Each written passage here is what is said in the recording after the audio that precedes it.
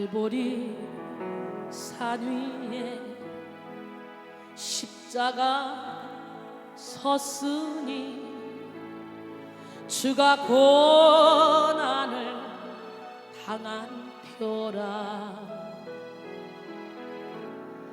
험한 십자가를 내가 사랑함은 주가 보혈을 흘림이라.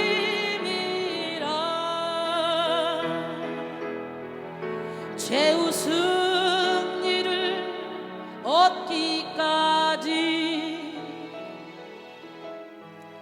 주의 십자가 사랑하리. 빛난 혈육원 받기까지 험한 십자가 붙들겠네. 주님 예비하신 나의 본향집에 나를 부르실 그날에는 영광 중에 계신 우리 주와 함께 내가 죽도록 충성하리. 죄 승리를 얻기까지 주의 십자가 사랑하리. 빛난 멸관 받기까지 험한 십자가 붙들겠네. 십자가를 바라봄이 능력입니다. 민수기 21장 1절로 9절 말씀 우리 함께 보겠습니다. 민수기 21장 1절로 9절 말씀. 민수기 21장 1절로 9절 말씀.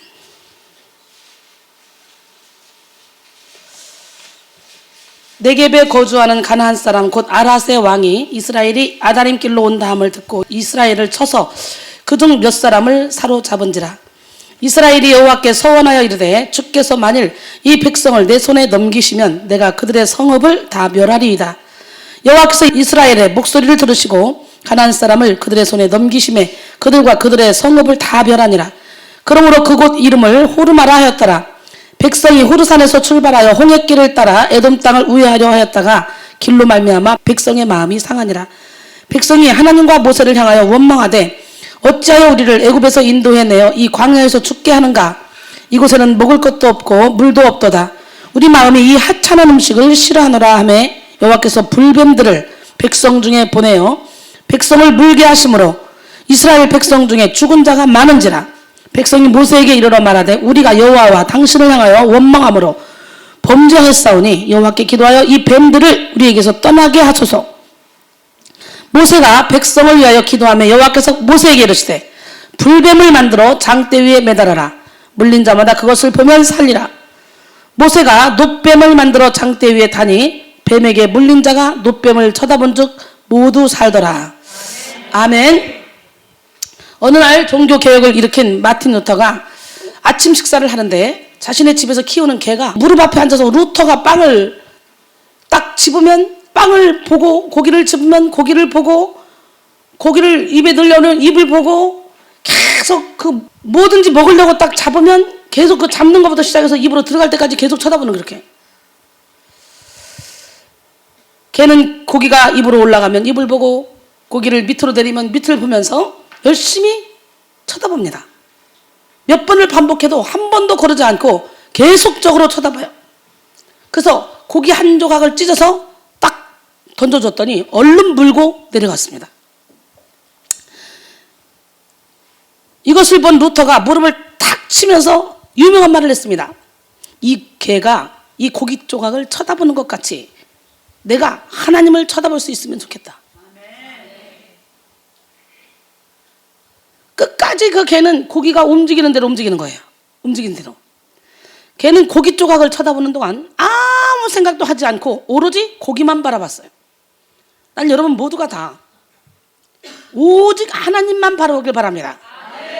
십자가를 바라봄이 능력입니다. 오늘 제목으로 은혜를 나눌 건데, 오늘 여러분 마음이 물질을 바라봤고 환경을 바라봤고 사람을 바라봤다면 오늘 여러분의 그 모든 마음을 십자가에 못 박고 오직 마음을 사로잡아 주님께 향하고 오직 십자가 예수님만 바라보는 기적의 주인공이 되기를 원합니다. 아내를 잃고 혼자 사는 노인이 있었어요. 남자는 혼자 살면 참 초라하잖아요. 여자는 혼자 살아도 깨끗하게 깔끔하게 자기가 먹고 싶은 거 해서 먹고 사는데, 남자는 혼자 살면 참 초라해요. 근데 아내를 잃고 혼자 사는 노인이 있었는데, 젊었을 때는 힘써 일했지만 이제는요 자기 몸조차 가누기가 힘들어. 그런데도 장성한 두 아들은 아버지를 돌보지 않습니다. 어느 날 노인은요 꾀를 냈습니다. 목수를 찾아가서 나무 괴짝 하나를 주문했어요. 그리고 그것을 집에 가져와서 그 안에 유리 조각으로 가득 채웠어요. 그리고 튼튼한 자물쇠로 쫙 잠궜어요. 방에 침대 밑에 놨어요. 그 아들들에게는 한 가지 의문이 생겼습니다. 아버지의 침상 밑에 못 보던 괴짝 하나가 놓여있단 말이지. 도대체 그게 뭘까? 아버지 이게 뭐예요? 아버지는 신경 쓰지 마라, 아무것도 아니다. 궁금해진 두 아들들은 아버지가 방을 비기만 하면 그 괴짝을 흔들어 보는 거예요. 근데 흔들어 보는데 아니 이게 소리가 막 나는 거예요. 금속들이 막 부딪히는 것 같은 그런 소리가 나는 거예요. 아들들은 생각했습니다. 뭘까? 맞아, 이건 아버지가 평생 모아놓은 아마 금은 보화일 거야.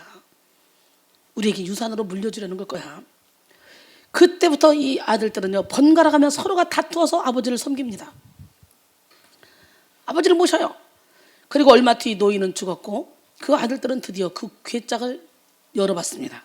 그런데 이게 웬일입니까? 괴짝 속에는 그렇게 기대했던 금은보화가 아니라 쓸데없는 유리 조각으로 가득 차 있는 거예요. 큰아들이 화가 버럭 났습니다.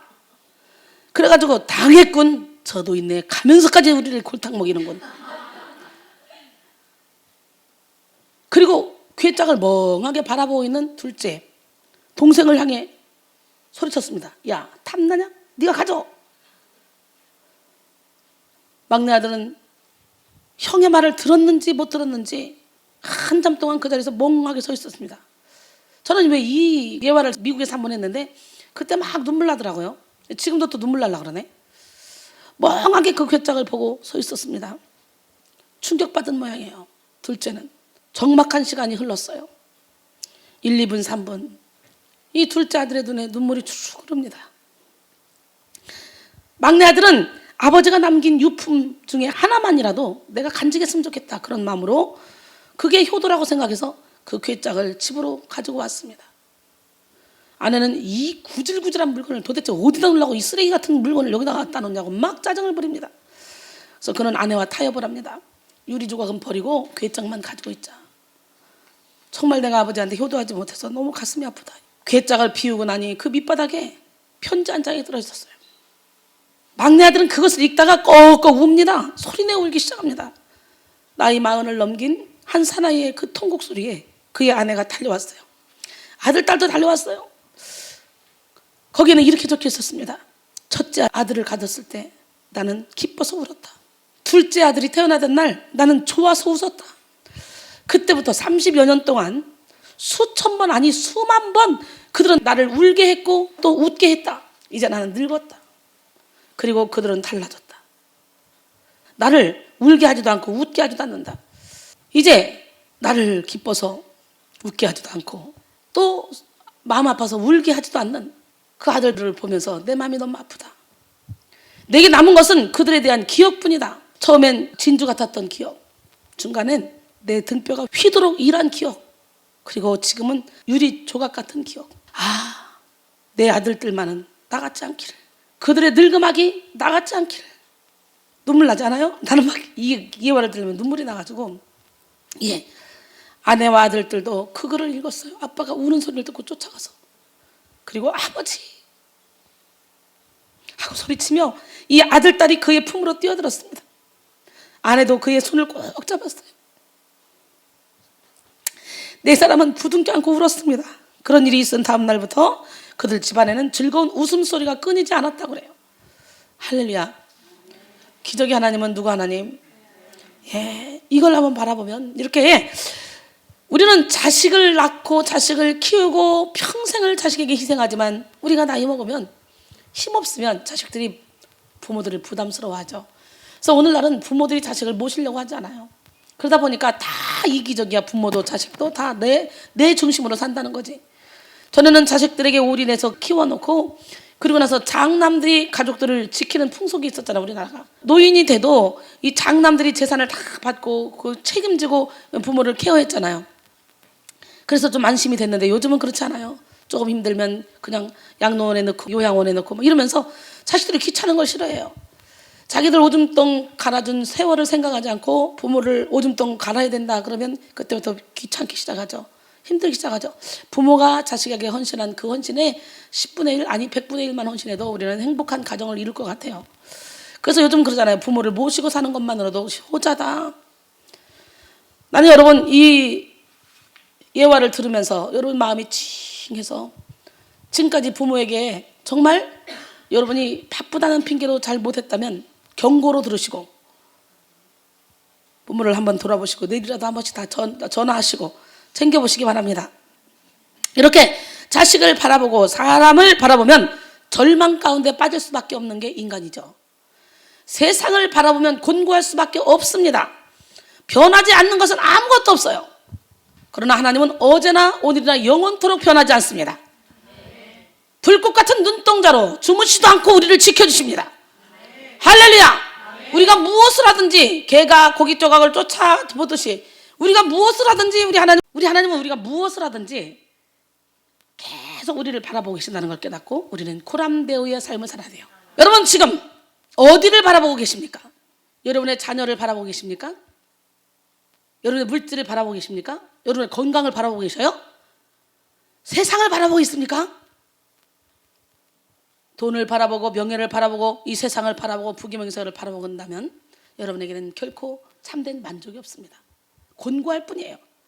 시편 146편 3절로 4절 보니까 귀인들을 의지하지 말며 도울 힘이 없는 인생도 의지하지 말지니 그의 호흡이 끊어지면 흙으로 돌아가서 그날에 그의 생각이 소멸하리로다 그랬어요.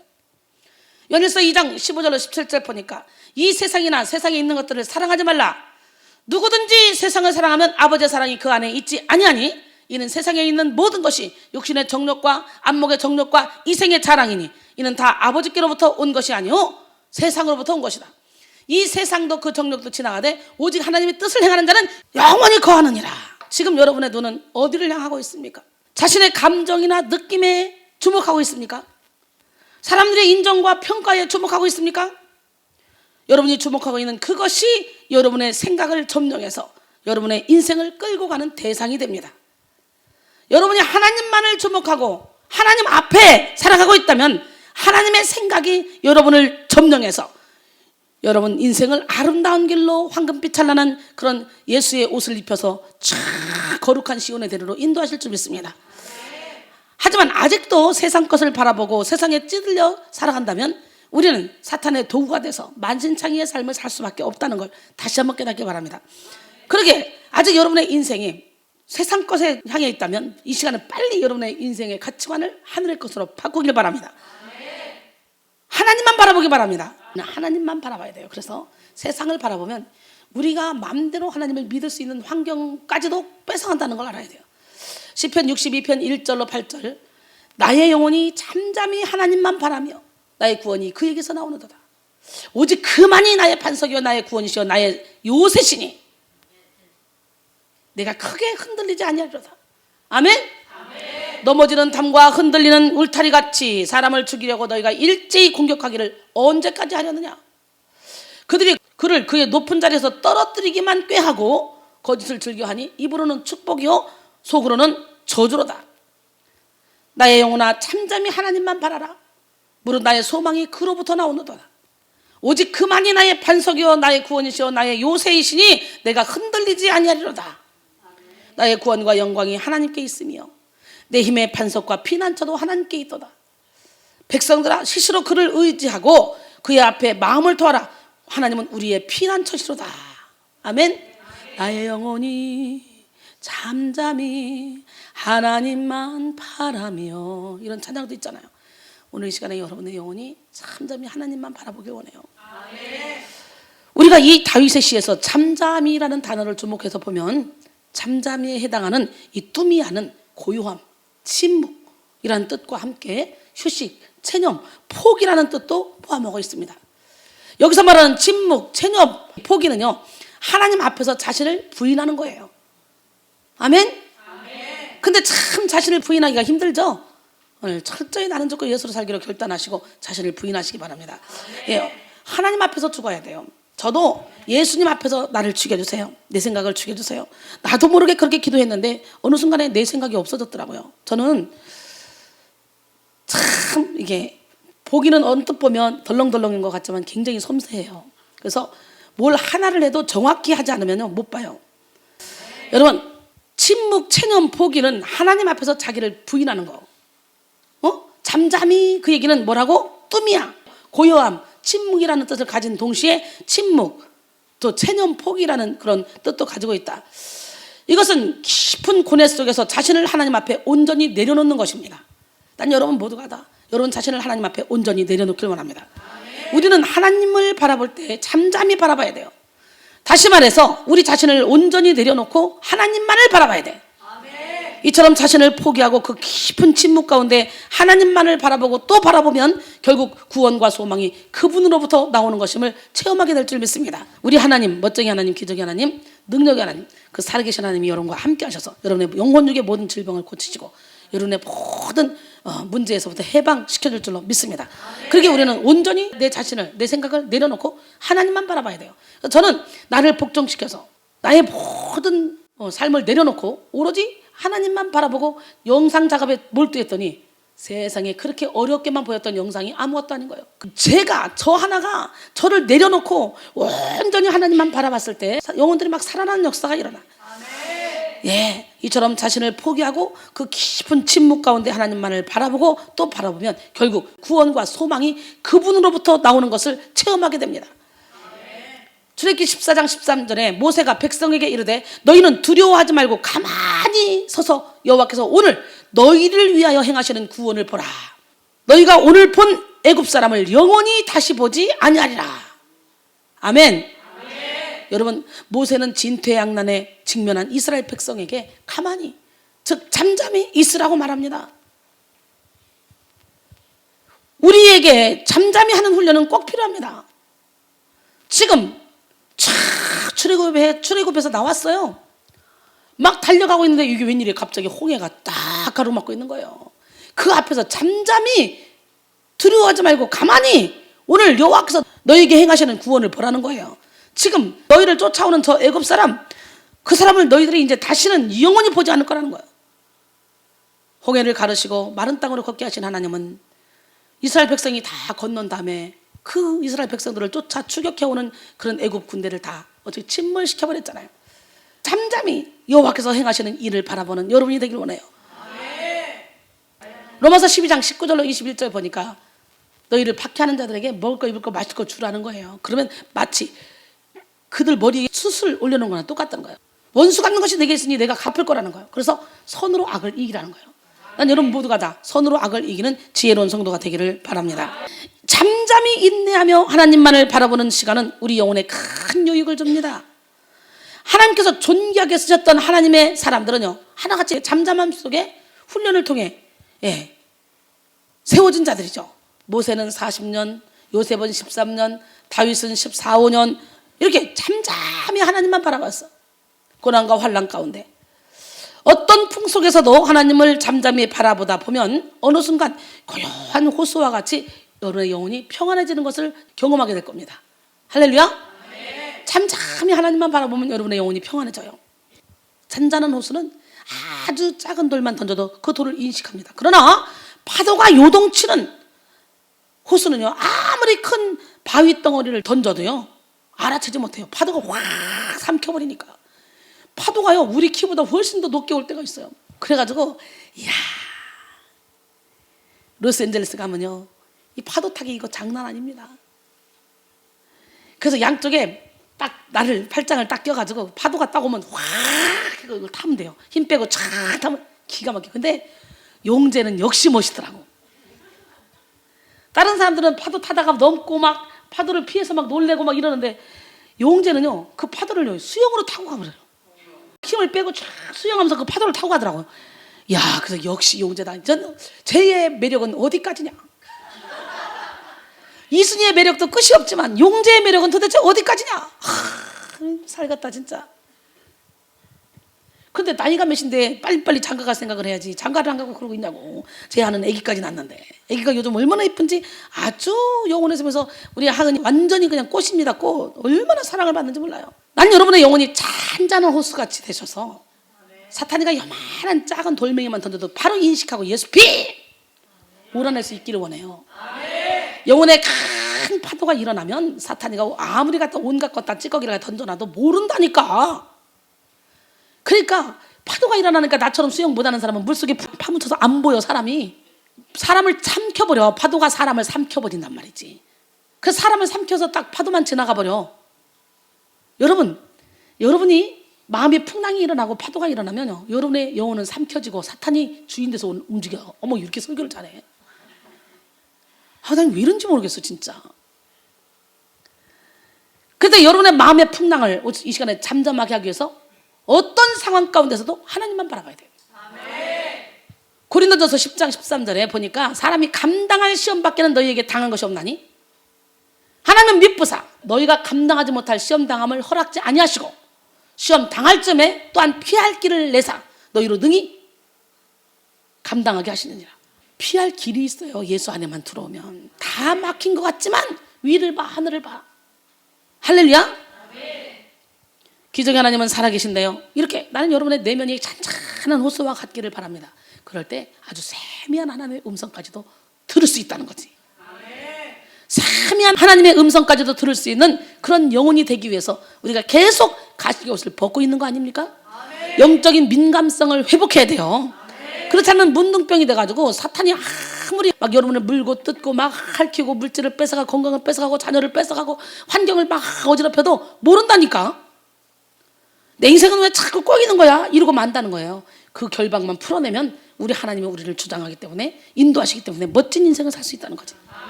저를 보세요. 제가 얼마나 행복하고 멋진 인생을 살아갑니까? 참 신기하죠. 여러분 우리의 내면이 잔잔한 호수와 같을 때 이렇게 하나님의 세미한 음성까지도 들을 수 있어요. 잔잔한 호수는요 태양과 하늘까지 다 담을 수 있어요. 그래서 내가 캐나다에서 사진을 찍으면 단풍나무 뭐 자연 이렇게 찍으면 밑에 호수 물속으로 비춰지는 그 아름다운 광경이 얼마나 이쁩니까? 유튜브에 그렇게 물속에 비춰지는 그 사진에다가 내가 영어로 홍보도 하고 막 이랬는데 이렇게 잔잔하면 파도 치는 물에서 찍으면 어림쪽도 없는 거예요. 아우 세상에 갑자기 여러분의 영혼이 잠잠해지는 것 같고 갑자기 여러분의 영혼이 거울처럼 바뀌어서 하나님의 막 빛이 하나님의 형상이 막 여러분 영혼에서 막 비춰지는 느낌이 드네. 다시 말해서 하나님의 지혜를 담을 수 있다는 거지. 마음이 잠잠하면 이런 사람은 성령의 인도함을 받습니다. 하나님께서는 우리를 인도하실 때 한 걸음씩 인도해요. 한꺼번에 팍 100걸음 인도하면 좋겠는데 한 살 먹은 애한테 그냥 돼지갈비 딱 먹이고 소갈비 먹이고 회 좋으니까 먹였으면 좋겠는데 이게 안 되는 거예요. 아장아장 한 걸음씩 인도하신 하나님. 그러니까 여러분이 급하지 하나님은 절대로 안 급해. 때를 기다려준다는 거예요. 5살짜리가 나 벤츠 타고 싶어요. 나 제네시스 타고 싶어요. 오케이. 야 니네 아버지가 니네 엄마인 내가 돈이 얼마나 많은 줄 아냐. 이 세상에 재벌이야 최고 재벌. 그러니 내가 너한테 그걸 못 사주겠냐. 그보다 더 큰 것도 사줄게. 야 오토바이도 사줄게. 오토바이도 요즘에 자동차 값 나오는 게 있어. 야 사줄게. 다 사줘봐. 그거 타고 갔다가 그 자리에서 직사해 죽어. 아무리 가진 게 많아도 그 사람에게 맞춰서 교육을 시켜야 되는 거예요. 빌리그레암 목사님과 활동한 사람들 중에 한 여인이 있었어요. 한국 여인이.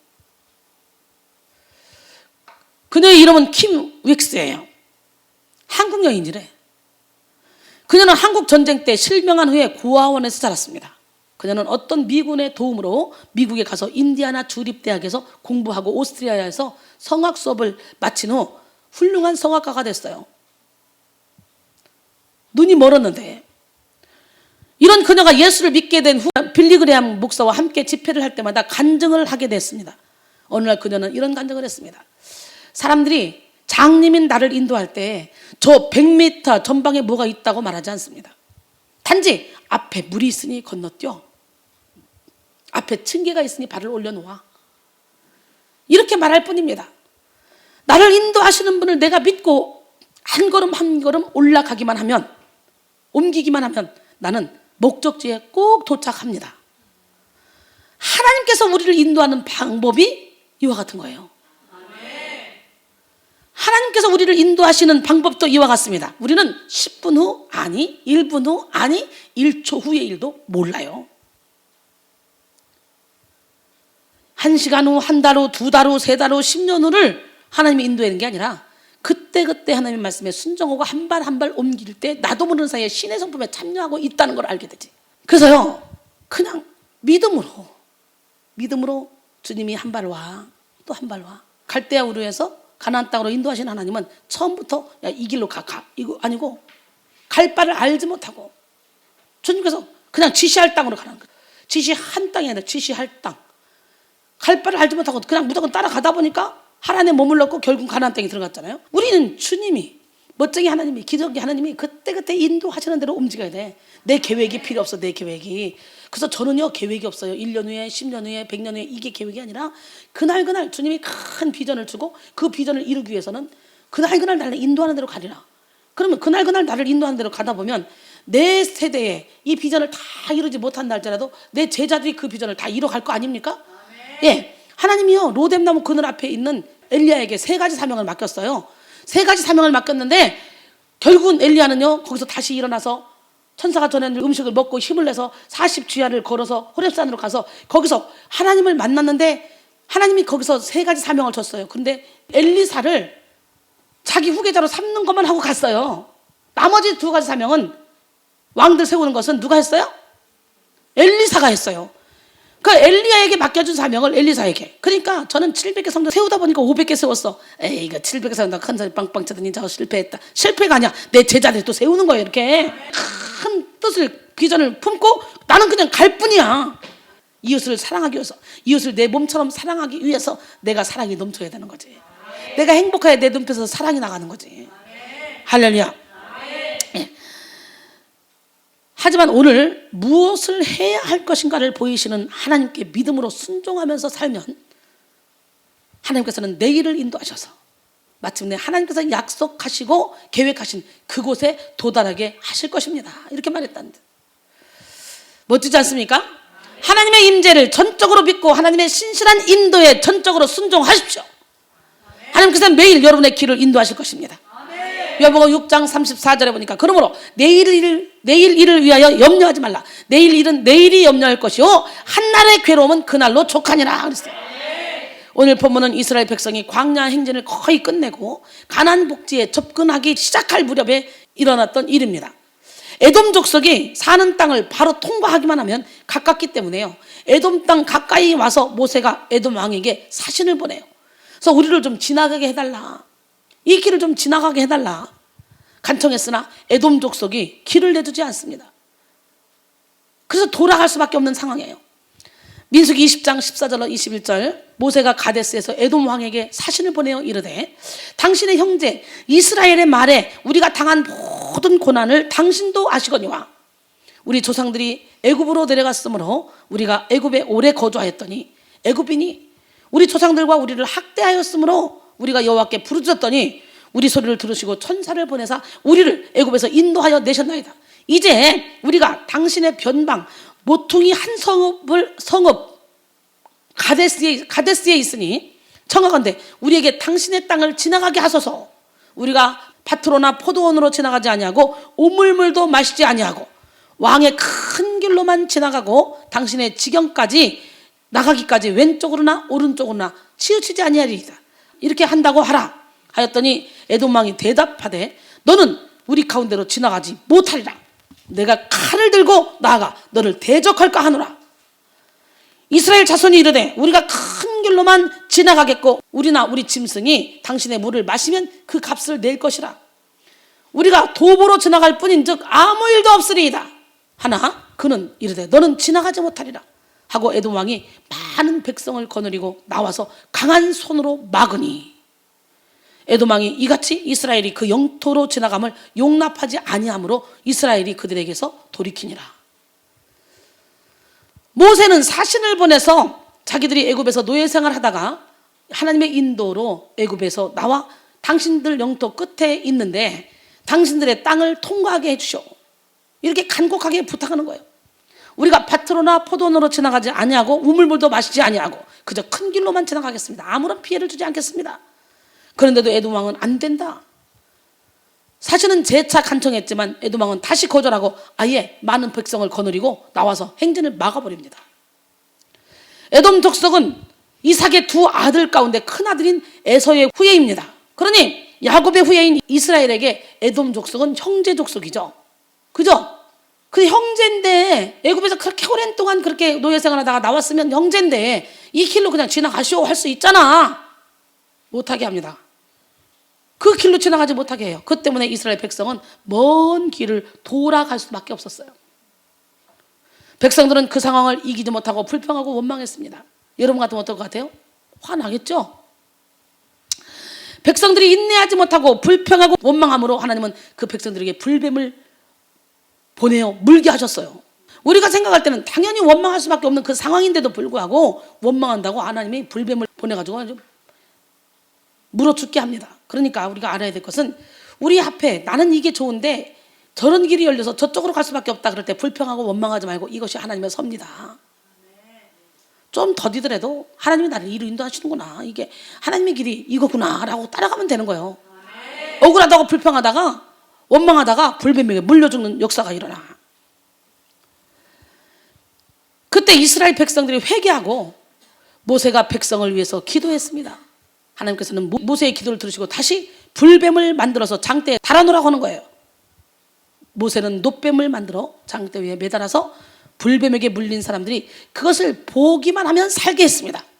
이것이 오늘 본문 내용이에요. 여러분, 장대에 달린 놋뱀은 바로 뭐냐? 십자가입니다. 아멘. 놋뱀 이야기는 십자가 사건의 예표들 가운데 하나입니다. 오늘 본문은 십자가를 바라보는 사람은 산다는 진리를 들려주고 있습니다. 오늘 마귀의 자녀로 태어난 모든 인간은 광야길을 걸으며 불뱀에게 물려 죽은 삶을 살아가고 있으면서도 자신들은 죽은 줄 모릅니다. 요한복음 8장 44절에 너희는 너희 아비 마귀에게서 났으니 너희 아비의 욕심대로 너희도 행하고자 하느니라. 그는 처음부터 살인한 자요 진리가 그 속에 없으므로 진리에 서지 못하고 거짓을 말할 때마다 제 것으로 말하라니 이는 그가 거짓말쟁이요 거짓의 아비가 되었습니다. 시편 51편 5절에 내가 죄악 중에서 출생하였으며 어머니가 죄 중에서 나를 잉태하였나이다. 요한복음 3장 23절을 보니까 모든 사람이 죄를 범하였음에 하나님의 영광에 이르지 못하더니, 요한복음 3장 17절에는 보니까 하나님이 그 아들을 세상에 보내신 것은 세상을 심판하려 하심이 아니요 그로 말미암아 세상을 구원을 받게 하려 하심이라. 아멘. 할렐루야. 아멘. 그를 믿는 자는 심판을 받지 아니하는 것이요 믿지 아니하는 자는 하나님의 독생자의 이름을 믿지 아니함으로 벌써 심판을 받은 것이니라 그랬어요. 영적 문둥병에 걸려서 이미 지옥 심판을 받았음에도 깨닫지 못합니다. 이 죄악된 세상에서 십자가를 바라보는 사람들은 많지 않습니다. 우리는 다시 한번 우리의 힘으로는 구원을 받을 수 없음을 인정하고 오직 십자가만을 바라보길 바랍니다. 아멘. 할렐루야. 아멘. 오늘 본문이 우리에게 주는 교훈은 무엇입니까? 영적 결핍에 빠져서는 안 된다는 것이죠. 아멘. 오늘 본문 민수기 21장 4절에 백성이 호르산에서 출발하여 홍해길을 따라 에돔 땅을 우회하려다가 길로 말미암아 백성의 마음이 상하니라 그랬어요. 여기서 마음이 상하니라 라는 말은 카차르를 번역한 것인데 원래의 뜻은 짧다입니다. 짧다. 마음이 짧아졌다는 것은 마음이 조급해진 것을 말합니다. 참지 못하게 된 것, 안목이 좁아졌다는 것을 뜻합니다. 내가 막 어떤 일이 있으면 아주 작은 일에도 난 더 이상 참을 수 없어 막 이렇게 나가잖아요. 근데 내 마음이 평안하고 행복할 때는 웬만한 큰일이 나타나도 그럴 수도 있지 뭐 이렇게 넘겨질 수 있어요. 고난이 오고 환난이 오면 여러분의 마음이 짧아져. 질병이 오면 마음이 짧아져. 난 여러분 마음이 넓어지기를 원합니다. 고린도전서 2장 9절로 10절 보니까 기록된 바 하나님이 자기를 사랑한 자들을 위하여 예비하신 모든 것은 눈으로 보지 못하고 귀로도 듣지 못하고 사람의 마음으로도 생각하지 못하였던 것 같으니라. 오직 하나님이 성령으로 이것을 우리에게 보이셨으니 성령은 모든 것 곧 하나님의 깊은 것까지도 통달하시느니라. 그 성령님이 함께 하시면 하나님이 예비하신 저 멀리에 있는 축복까지도 다 끌어당길 수 있는 능력이 우리에게 있다는 거지. 고린도 후서 6장 13절 보니까 내가 자녀에게 말하듯 하노니 보답하는 것으로 너희도 마음을 넓히라. 여러분 마음을 넓히셔서 하나님이 예비한 축복을 다 받아들이는 지혜로운 성도가 되길 원합니다. 시편 119편 32절에 보니까 주께서 내 마음을 넓히시면 내가 주의 계명들의 길로 달려가리이다. 이겁니다. 우리의 마음이 넓어야 주의 계명들의 길로 달려갈 수가 있는 거예요. 우리의 마음이 넓지 않으면 절대로 우리는 계명을 지키며 살 수 없어요. 그래서 우리가 주님의 말씀을 지키기 위해서 마음가짐을 찢어야 되는 거예요. 유다와 예루살렘 주민들아 너희는 스스로 할례를 행하여 마음가짐을 베고 나 여호와께 속하라. 그리하지 아니하면 나의 분노가 불같이 일어나 사르리니 그것을 끌 자가 없으리라. 에레미야 4장 4절 말씀이잖아요. 마음가짐을 찢어야 우리 마음이 넓어집니다. 아주 밴댕이는 속도 없다 그러죠. 아주 좁은 속을 가지고 있는 분들 오늘 이 시간에 성령의 검으로 마음가짐을 자꾸 찢고 또 찢고 또 찢어. 고통스럽고 아프지만 자꾸 찢어야 돼요. 마음가짐을 찢고 여호와께로 속하는 지혜로운 성도들이 되셔서 신의 성품에 참여하기를 원합니다. 우리 하나님은 우리에게 신의 성품에 참여하라고 말합니다. 그래놓고 뭐라고 말하냐? 베드로서 1장 4절에는 신의 성품에 참여하라고 말해놓고 5절로 9절까지는 그러므로 너희가 더욱 힘써 믿음에 덕에 지식을 지식에 절제를 절제에 인내에 경건을 경건에 형제 우애를 형제 우애에 사랑을 더하라. 이런 것이 너희에게 있어 흡족한즉 너희로 우리 주 예수 그리스도를 알기에 게으르지 않고 열매 없는 자가 되지 않게 하려니와 이런 것이 없는 자는 맹인이라. 멀리 보지 못하고 그의 옛 죄가 깨끗하게 된 것을 잊었느니라. 우리는요 이미 예수 안에서 새로운 피조물로 바뀌었어요. 근데 이렇게 답답한 사람, 맹인, 열매 없는 사람, 이런 사람은 옛 죄가 깨끗이 씻어진 것 자체를 모른다는 거지. 그러니까 죄책감에 매여서 살아가는 거예요. 여기서 멀리 보지 못하고 이것이 바로 마음이 상한 상태를 말하는 거예요. 마음이 상한 상태가 되면요 마음이 조급해지고 안목이 좁아지고 분별력을 잃어버리게 됩니다. 가인의 5대 손인 라멕은요 마음의 상처로 말미암아 사람을 죽였어요. 마음의 상함으로 말미암아 소년을 죽였어요. 창세기 4장 23절 24절 보니까 라멕이 아내들에게 이르되 아다와 실라여 내 목소리를 들으라. 라멕의 아내들이여 내 말을 들으라. 나의 상처로 말미암아 내가 사람을 죽였고 나의 상함으로 말미암아 내가 소년을 죽였도다. 가인을 위하여는 벌이 7배일진데 라멕을 위하여는 벌이 77배 이르다 하였더라. 이렇게 양심의 화인 맞으면 라멕처럼 되는 거예요. 가인을 위해서는 벌이 7배지만 나를 위해서는 벌이 77배일 거야. 하나님이 나를 이렇게 지켜줄 거야. 내가 상처로 사람을 죽이고 나의 상함으로 소년을 죽였다 할지라도 하나님 나를 보호해 줄 거야. 야, 이거 엄청난 얘기잖아요. 양심이 화인 맞은 거예요. 시편 51편 17절에 보니까 하나님께서 구하시는 제사는 상한 심령이라.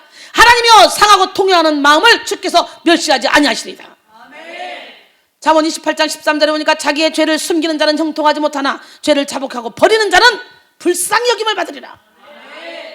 그러기에 우리도 여러 가지 문제로 마음이 상했을 때 이스라엘 백성들처럼 불평하다가 불뱀에 물리지 말고 오직 하나님만을 바라봄으로 주께 힘을 얻고 더 얻어 여러분의 마음에 시온의 대로가 돼서 눈물 골짜기로 지날지라도 복을 받는 여러분 모두가 되기를 소원합니다. 아멘. 할렐루야. 아멘. 우리가 영적 결핍에 빠지면 우리의 마음이 상하게 돼요. 마음이 상하게 되면 이스라엘 백성들처럼 불평불만이 막 쏟아져 나오게 됩니다. 결국은 그 불평불만의 결과는 망하게 되는 거죠. 그러나 그때에도 깨닫고 십자가를 바라보면 즉시 살아나는 역사가 일어나. 이것이 예수 믿는 저와 여러분에게 주신 특권입니다. 요한 3서 2절에 사랑하는 자여 내 영혼이 잘됨 같이 내가 범사에 잘되고 강건하기를 내가 간구하노라. 여러분, 이스라엘 백성들이 지금까지 광야길을 잘 참고 걸어왔지만 마음이 상함으로 인내하지 못하고 불평불만했습니다. 그들은 광야길을 걸어가다가 사람 사는 곳에 이렇게 접근하게 됐죠. 환경이 많이 좋아진 거예요. 불빛이 막 보이기 시작해. 그런데 형제국인 에돔 족속이 길을 내주지 않아. 어쩔 수 없이 걸어가게 됐어. 그때 불평하고 원망해. 모세를 향해, 모세! 도대체 너 외교력이 그렇게 없어? 야, 너 리더십이 진짜 없구나. 우리를 죽이려고 하냐 지금? 저 멀리 광야길을 걸어온 것만도 힘든데 저 멀리 어떻게 돌아가라고 하냐? 그리고 아우성치고 있는 거예요. 이스라엘 백성들은 지금까지 먹을 것도 없고 물도 없는 그런 광야를 잘 견디며 행진을 해왔어요. 사실은 지금까지가 물이 더 없었고, 지금까지가 더 먹을 것이 없었고, 지금까지가 더 고달팠어요. 생각해봐. 광야길을 마냥 걷는다고 생각해봐. 근데 여기저기서 불빛이 나타나서 마을이 보이면 마음이 일단 편해지지 않아요? 이스라엘 광야 행진 코스를 따라 순례하다 보면 아주 황량하기가 그지없다가 오늘 이 일이 있었던 지점부터는 푸른 풀과 나무들이 조금씩 보인다고 합니다. 그런데 새삼스럽게 불평을 합니다. 마라톤 선수가 마라톤 코스를 잘 달려와서 거의 끝부분 40km 지점쯤 되는 끝부분에 와서 39.9km 39.95km쯤 와서 불평하는 거나 똑같은 거예요. 코스가 힘들다고 험하다고 기권하려는 것과 마찬가지라는 거지. 여러분, 우리가 어려서 화장실에 가면 얼마나 무서웠는지 몰라요. 여러분은 어땠어요? 저는 그랬어요. 우리 집이 아주 컸거든요. 지금 우리 집에 가보면 그렇게 큰 집이 아니에요. 그 당시에는 엄청나게 커서 동네 제일 큰 집이었어요. 그러니까 그때는 다 작으니까. 지금 그 집에 내가 집이 그리워서 가봐요. 그 당시에 어린 눈으로 봤을 때는 막 앞마당에 밭도 엄청 넓고 앞마당도 넓고 뒷마당도 넓고 막 뒤에도 엄청 넓게만 느껴졌는데 이번에 가보니까 뭐 별로 그렇게 큰 느낌은 안 들더라고. 근데 화장실과 처갓집은 멀리 있으면 멀리 있어도 좋다. 옛날부터 그런 말이 있었죠. 그래서 화장실을요 바깥마당 저 뒤에 음침한데 산 밑에 그런 데다가 바깥마당도 우리 집은 뒤에가 산이거든요. 이렇게 바깥마당 그 산 밑에 그 뒤에는 쫙 대나무예요. 대나무. 그 뱀들 막 왔다 갔다 해요. 막. 그래서 아침에 자고 일어나 보면 막 마당에 뱀이 쫙 빨간 바람밤 지나가고 그랬어요. 응. 근데 그 산 밑에 막 바깥마당 저 뒤쪽에 화장실이 있단 말이지. 그러면 화장실 가는 게 제일 무서워. 쉬마려면 요강에 누우면 되는데 그때 왜 또 떡가리를 뽑아내려고 그래. 떡가리 뽑아내려면 죽는 거요. 그럼 어렸을 때는 엄마 깨워서 같이 호롱불 밝혀서 가지만 불도 없잖아. 전기도 없잖아. 우리 어렸을 때. 제가 중학교 1학년 때 전기 들어왔거든요. 그러니 막 얼마나 막 이 호롱불 하나 들고 나가려면 얼마나 무서운 줄 알아요? 마치 뒤에서 누가 막 잡아 당기는 것 같아요. 그러니까 안 무서운 척하기 위해서 어떡합니까? 옛날에는 우리요 어렸을 때 귀신놀이 참 많이 했습니다. 달걀 귀신, 무슨 귀신, 몽달 귀신, 무슨 귀신 맨날 우리끼리 놀아도 맨날 귀신놀이 했어요. 하얀 옷 입고 막 불 꺼놓고 막 와 이러고. 그러다 보니까 여러분 귀신을 왜 이렇게 좋아해요, 여러분? 전설의 고향 여러분 진짜 어머 무서워. 그렇게 입을 뜯으면서 어머 무서워. 어머 이러면서 봤잖아. 그러니 우리 안에 귀신의 속성이 있으니까 귀신을 무서워하면서 더 좋아하나 봐. 그지? 지금 같으면 보기도 좋잖아 그런 거. 그래가지고는 숨을 몇 번 가다듬고 가는 거예요. 그리고 이제 내가 좋아하는 노래를 부르는 거야. 아무거나. 학교 종이 땡땡땡. 빨리 안 가. 그때는 무서워서. 일부러 막 담대한 척하고 어서 모이자. 선생님이 난 안 무섭다 안 무섭다. 이걸 스스로 막 세뇌 교육을 시키면서 가는 거야.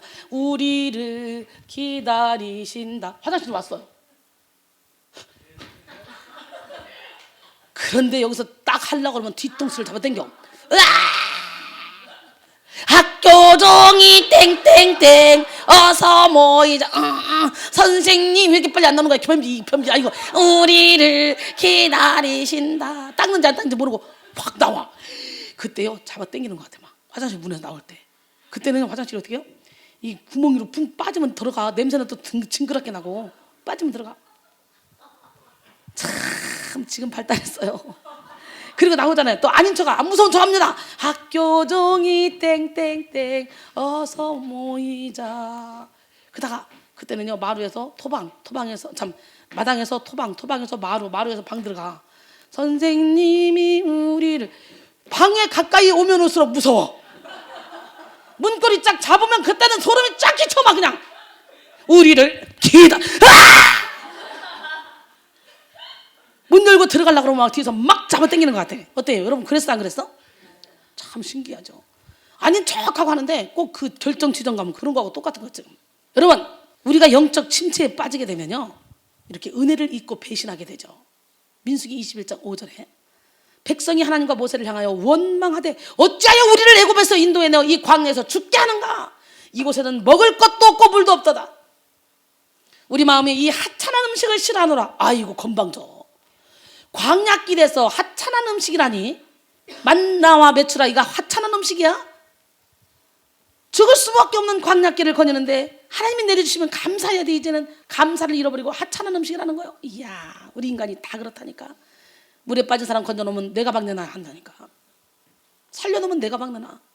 지금 우리 하나님이 이스라엘 백성들을 그 노예 생활에서 이제는 자유로운 세상으로 인도하려고 하는 과정 속에 고난의 과정을 겪어가는 거야. 왜? 노예 근성이 너무 많아서 가나안 땅으로 인도해 내봤자 7족속하고 싸워서 다 치고 자빠져 다 KO당해. 그러니까 하나님의 계획은 이 광야 생활하면서 얘들을 단단하게 근육을 키우려고 하는 거야. 영적인 근육, 육적인 근육. 이 근육을 키워서 단단하게 힘을 실어서 가나안 땅에 들어가서도 7족속과 싸워서 이길 수 있는 힘을 길러서 보내려고 우회하게 시키는 거야. 직통으로 딱 가면 맞아주고. 우리 하나님 멋쟁이 하나님 누구 하나님? 그 하나님은 살아계십니다. 형식적이 아니라 진짜로 여러분의 하나님이라고 믿고 이 하찮은 음식을 내가 싫어하노라 이런 얘기 하지 마세요. 여러분을 교육시키기 위해서 하나님이 여러분을 사랑하기 때문에 애굽이라는 세상에서 여러분을 끌어다가 광야라는 지금 이 교회에다가 여러분 여기다 갖다 놨어. 근데 이 광야라는 이 교회는 일단 애굽에서 구출이 된 거야. 노예 생활에서 해방이 된 거야. 그럼 여기서 우리는 어디로 가야 돼? 지성소로 들어가야 돼. 가나안 땅으로 들어가야 돼. 참된 안식을 누려야 돼. 여기서 참된 안식을 누리는 사람과 아직도 광야에서 헤매는 사람 두 부류가 교회 안에 있는 거지. 교회 왔다고 다 가나안 땅이 아니야. 다 참된 안식을 누리는 게 아니야. 여기서 깎아야 돼. 지금 광야에서 훈련받는 것처럼. 그러면 이스라엘 백성들의 광야 훈련은 무슨 훈련이야? 죽는 훈련, 깨지는 훈련, 부서지는 훈련, 하나님 말씀에 100% 순종하는 훈련, 사람이 떡으로만 사는 것이 아니라 하나님의 입에서 나오는 모든 말씀으로 사는 훈련. 할렐루야. 초자연적인 능력으로 살아요 요즘 제가. 이야 이 하찮은 음식 이걸 뭐를 말해? 만나와 메추라기를 말하는 거예요. 그 만나와 메추라기가 얼마나 귀한 음식이야. 어? 아무것도 먹을 것이 없는 상황에서 만나가 처음 내려졌을 때 이야 이스라엘 백성이 얼마나 기뻤는지 생각해봐. 생각만 해도 감사해서 눈물이 나왔을 것입니다. 아무것도 없는 상황, 아무것도 먹을 수 없었을 때 이 만나는 꿀맛이었을 것입니다. 이렇게 만나는 상상만 해도 귀한 음식이에요. 그런데 이들은 이제 그 만나의 소중함을 잃어버리고요 하찮은 음식을 싫어한대요. 마치 은혜를 보러는 우리들의 모습과 같지 않습니까? 야, 우리 어렸을 때는 먹고 사는 것이 굉장히 큰 문제였죠. 그래서 많은 사람들이 밀가루를 배급 타서 먹기도 하고요 감자와 옥수수, 고구마 이런 거로 연명하기도 했습니다. 밥만 먹어주면 식모살이 너도 나도 할 거 없이 다 했어요. 머슴살이 밥만 먹어주면 했어요. 쌀밥과 고깃국도요 명절에만 먹을 수 있었어요. 나는 그런 시절에서 살았기 때문에 참 많은 세월을 사는 것 같아. 내 나이만 해도. 얘들도 나이가 50이 되면 그런 말 또 할까? 과학문명이 엄청나게 또 발달해서 그런 말 또 할 게 있겠지. 한도 끝도 없이 발달하는 것 같아요. 여러분 그런데 지금은 먹는 것 걱정하는 사람이 아니라 안 먹기 운동하고 있잖아. 쌀밥은 좋지 않다. 보리밥 먹자. 현미밥 먹자. 감자, 고구마 먹자. 그게 건강에 좋다. 옥수수 건강에 좋다. 살을 빼기 위해서죠. 몇십 년 사이에 얼마나 많은 발전이 있었는지요. 상상할 수가 없을 만큼. 그러나 사람들은 점점 피폐해지고 불평불만하며 자기 중심적으로 살아갑니다. 감사할 줄 모르고 사는 것이 오늘날 우리들의 현실입니다. 이스라엘 백성들이 그 만나를 하찮은 음식이라고 부르며 싫어한다고 했어요. 이것은 무서운 배신입니다. 하나님께서 이 말을 듣고 얼마나 가슴 아팠을까. 어느 회사 사장이 직원 한 사람이 정년이 되어서 은퇴를 하게 됐습니다.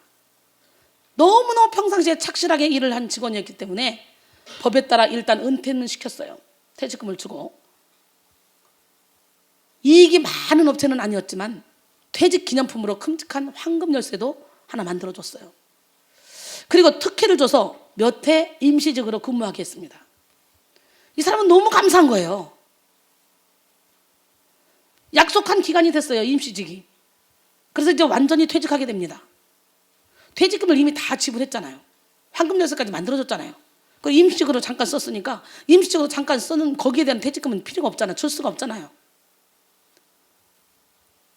이 직원이 퇴직하면서 인사하는 자리에서 내가 여기서 평생을 바쳐 몇십 년을 일해왔는데 내가 퇴직할 때 아무것도 주지 않는다. 아무것도 주지 않고 보낸다. 이렇게 말했어요. 사장이 쇼크 받았겠어, 안 받았겠어? 그 사장은 회사를 운영하면서 가슴 아픈 일이 많이 있었지만 이 일이 가장 가슴 아픈 일이었다고 이렇게 회상합니다. 그러면서 그 다음부터는 정년이 된 사람의 근무 연장, 정말 성실한 사람에게, 사랑하는 사람에게 특혜를 주는 그런 일은 조금도 허락하지 않게 됐다는 거예요. 결국 그 한 사람으로 인해서 많은 사람이 이 특혜를 받을 수 있는 기회를 놓쳐버리고 말았다는 거죠. 아마도 하나님은 이스라엘 백성들을 보면서 이 사장보다 더 가슴이 아팠을 것입니다. 여러분, 우리는 절대로 하나님께서 지금까지 우리에게 베풀어 주신 은혜를 배신해서는 안 됩니다. 아멘. 무엇보다도 우리는 예수 그리스도의 십자가 구원의 은총을 잊어서는 안 됩니다. 아멘. 행여 우리 마음이 이 하찮은 구원을 싫어하노라 하는 일이 없기를 바랍니다. 아멘. 여러분, 지금 여러분의 마음이 세상살이로 인해 상해 있지 않습니까? 멀리 보지 못하고 그저 눈앞에 보이는 조그만 어려움 때문에 불평하고 있지는 않습니까? 저는요, 7월에 LA 선교 가는 중에요, 참으로 신기한 일을 경험했어요. 11명, 12명이 가는데 자리를 세 자리 딱 붙여주지 않는 거예요. 붙여주지 않아. 나는 앉아서 못 가거든요. 허벅지가 터져요. 누워서 가야 돼요. 감당이 안 돼. 이걸 어떻게 해볼 방법이 없어요. 그래서 항상 자리를 예약할 때는 세 자리를 붙여달라고 해라. 그래서 한 사람 머리 비고 한 사람 쪽으로는 다리 놓고, 그래서 내가 누워서 가지. 앉아있으면 여기 허벅지 터져 나가거든요. 거의 죽을 지경이야. 그래서 못 가. 비행기 타는 게 제일 무서워. 항상 그게 징크스야. 그래서 항상 그거 먼저 체크하는데 웬일이야, 비행기 안에서 바꾸라는 거예요. 그래서 비행기 안에 갔는데 우리 자리가 다 가운데 몹쓸 자리, 창가 자리, 좋은 자리가 하나라도 있으면 누구랑 바꾸겠는데 다 몹쓸 가운데 자리야. 다 가운데. 그리고 가운데하고 옆에 두 자리 붙이고 한 자리 있고 계속 이러는 거예요. 사정하다가 안 되니까 사람들이 뭐 어떡하죠 그러는데 나는 벌써 안 되면 됐지 뭐, 남에게 피해 주면 안 돼. 나 딱 보니까 안 되겠더라고. 우리 자리가 좋은 자리가 없어서 못 바꾸겠더라고. 그래서 포기해. 죽으면 죽으러 가는 거지 뭐. 죽는 거야. 한번 죽어보지 뭐. 그러고는 신경 안 쓰고 그냥 앉아서 가는 거예요. 이제, 야, 죽었다 나는 이제. 나는 죽었다. 그리고 가는데요, 조금 있다 보니까 힘들잖아 내가. 그래서 화장실을 갔다 왔어. 그리고 아예 나는 포기를 했어요. 그리고 십자가만 바라봤어요. 컴퓨터를 켜놓고 설교 준비하면 하나님이 내게 힘을 줘서 거기 가는 시간까지 나를 지켜줄 거야. 그런 마음으로 컴퓨터를 켜서 이 설교를, 십자가만 바라보세요. 할렐루야. 이 설교를 막 정리하고 있었어요. 근데 십자가만 바라봤더니 하나님이 기적을 일으켜줬어요. 화장실 갔다 나와보니까 내 옆자리에 그분이 할머니인데 이분이 화장실 가서 없어요. 그런데 잠시라도 다리를 뻗고 눕자. 그리고 그 자리를 써가지고 이제 누웠어요. 이렇게. 조금 있으니까 그분이 오니까 내가 일어나야 되잖아. 내가 누운 사이에 우리 사역자들이 와서 다리를 주무르고 있었단 말이지. 다리를 주무르고 있으니까 그분이, 할머니가 딱 오더니 다리 아프세요? 그러길래 예, 제가 좀 다리를 많이 써서 좀 아프네요. 그리고 일어나려고 했더니 일어나지 마세요. 그냥 계세요. 제가 좀 주물러 드릴게요. 제가 전문가거든요. 경락 전문가였어요. 1시간을 주무르는데요, 딱딱 맥을 짚어 주무르는데 갑자기 내 녹았던 몸이 확 살아나는 거지. 산삼 먹은 것처럼. 와, 사방이 다 막혔을 때 포기하고 하나님만 바라보면 하나님은 저에게 그런 역사를 일으켜 주시더라고. 그래가지고 놀래가지고 어머머 죄송해요 어머머 그랬더니 옛날에 그 유명한 길선주 목사님하고 자기 아버지하고 친구였고요. 자기 아버지도 목사였고요. 막 이런 얘기를 하는 거예요. 그래서 막 우리가 명함을 주고 뭘 주고 막 그랬더니 기도해달라고, 우리 딸 지금 애기 난다 그래서 딸 애기 난데 가는 거라고, 자기가 이게 전문이라고 그러면서 1시간 이상을요 정말 온몸을 다 만져주는 거예요. 맥을 탁탁탁 짚어. 그래서 내가 정말 신기하다. 이 할머니한테 자리 좀 바꿔주셔 그랬더니 안 바꿔준다고 버팅길 때는 얄미웠는데 하나님은 천사를 거기다 앉혀놨던 거예요. 그래서 우리 인생길에 안 된다, 하나님이 허락하지 않으면 이거 하나님의 뜻으로 알고 그냥 포기하면 돼. 나는 그렇게 살아요. 내가 다 죽어가도 이게 상황이 아니네, 딱 보고 아니네, 그러면 나는 그때 딱 즉시 포기해요. 어떡하니, 저거 좀 어떻게 해봐. 이렇게 안 해요. 나는 참 그것도 은혜지. 딱 이렇게 봐서 아니면 딱 그냥 포기하고 말어. 근데 너무 웃기는 게 하나님께서는 그때 참 일을 인도하시는데 정말 희한하게 인도하십니다. 그러니까 도저히 이거는 바꿀 수 없어. 오늘은 그냥 포기. 그다가 딱 접어. 나는 무조건 접어. 딱 봐서 이렇게 보고 포기. 됐어. 뭐 죽으면 죽는 거지 뭐. 까짓것 죽고 가는 거야. 그리고 포기하는데 이야, 신기한 것은 하나님은 내가 포기했을 때 더 좋은 길을 열어놓으시더라 이거야. 넘어져도 발이 돌에 부딪히지 않도록 도와주시더라 이거야. 천사들 명령해서 그 길을 지켜주시더라 이거야.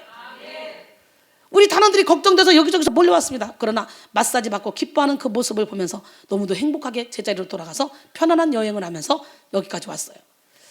우리의 생각은 하나님의 생각과 다릅니다. 어떤 환경 가운데 있다 할지라도 감사하면서 마음을 지키기만 하면 하나님이 모든 필요를 채워주신다는 사실을 기억하시고 항상 기뻐하고 쉬지 말고 기도하고 범사에 감사하는 여러분 되기를 소원합니다. 모든 것을 합력하여 선을 이루시는 하나님께 다시 한번 감사합시다. 눈앞에 펼쳐지는 우리의 인생길만 바라보지 마시고 오직 하나님의 십자가만을 바라보기 바랍니다. 그럴 때 역전시키는 하나님을 경험하게 됩니다. 로마서 8장 28절에 우리가 알거니와 하나님을 사랑하는 자 곧 그 뜻대로 부르심을 입은 자들에게는 모든 것이 합력하여 선을 이루느니라. 그러기에 잠언 4장 23절에 모든 지킬 만한 것 중에 더욱더 내 마음을 지키라. 생명의 근원이 이에서 납니다. 할렐루야. 예, 마음을 지키는 것이 성을 빼앗는 것보다 낫다르잖아요. 이스라엘 백성이 멀리 볼 줄 아는 지혜가 있었다면, 그들이 지혜로운 사람들이었다면 에돔 왕이 에돔 땅을 통과하지 못하게 한다는 말을 듣고 어허, 그래, 500년 전쯤에 우리 조상 야곱이 에돔의 조상 에서를 속여가지고 장자의 축복권을 뺏었지. 아마 그 일 때문에 저들이 우리를 경계할 거야. 또 뭔가 뺏을까 겁나가지고 그 일로 인해 결국 오늘 우리가 이렇게 보응을 받고 있구나, 이렇게 생각할 수 있잖아요. 장자권이 그들 건데, 에서 건데 뺏겼어. 그것 때문에 그러는구나. 할 수 없지 뭐. 돌아갈 수밖에 없어. 알았어요. 그렇게 해야 되는데 모세는 그저 하나님이 이리 가라면 아멘, 저리 가라면 아멘, 길이 저리 열리면 아멘, 그러고 가는데 이스라엘 백성들이 난리가 난 거지. 그러면 이스라엘 백성들이 그래야 돼. 아, 그래, 500년 전쯤에 우리 조상 야곱이 이 에돔의 조상 에서의 장자권을 뺏었지. 아마 그 일 때문에 저 사람들이 상처를 받아가지고 우리를 경계하는 걸 거야. 그러면 좀 돌아가지 뭐. 이렇게 그들의 입장에 서서 보면 그럴 수도 있겠다. 이번에도 자기 조상 에서처럼 무엇인가 빼앗길까 봐 겁나서 그러는구나. 그래, 우리 조상 야곱이 너무 하긴 했지 하면서 그 환경 때문에 마음 상하지 말고 허허허 웃으면서 기쁘게 돌아갈 수도 있었을 것입니다. 그랬으면 불뱀에게 물리지도 않았을 것이고 죽지도 않았을 것이에요. 그러나 그들은 마음이 좁아졌어요. 그러기에 원망하고 불평한 거예요. 여러분, 주 안에 있는 우리는 언제나 하나님이 지켜주신다는 것을 깨닫고 눈앞에 보이는 것을 보는 것이 아니라 멀리 보는 안목이 넓은 마음이 여러분을 사로잡기를 원합니다. 그래서 감사하며 항상 세상을 멋지고 아름답게 살아가기를 바랍니다. 여러분, 지금 영적 결핍에 빠져 있다면 하나님이 기뻐하시는 영혼 살리는 일에 마음을 다 하시기 바랍니다. 전도하시고 말씀 보시고 예배에 열심히 참석해요. 영적으로 충만해지시기 바랍니다.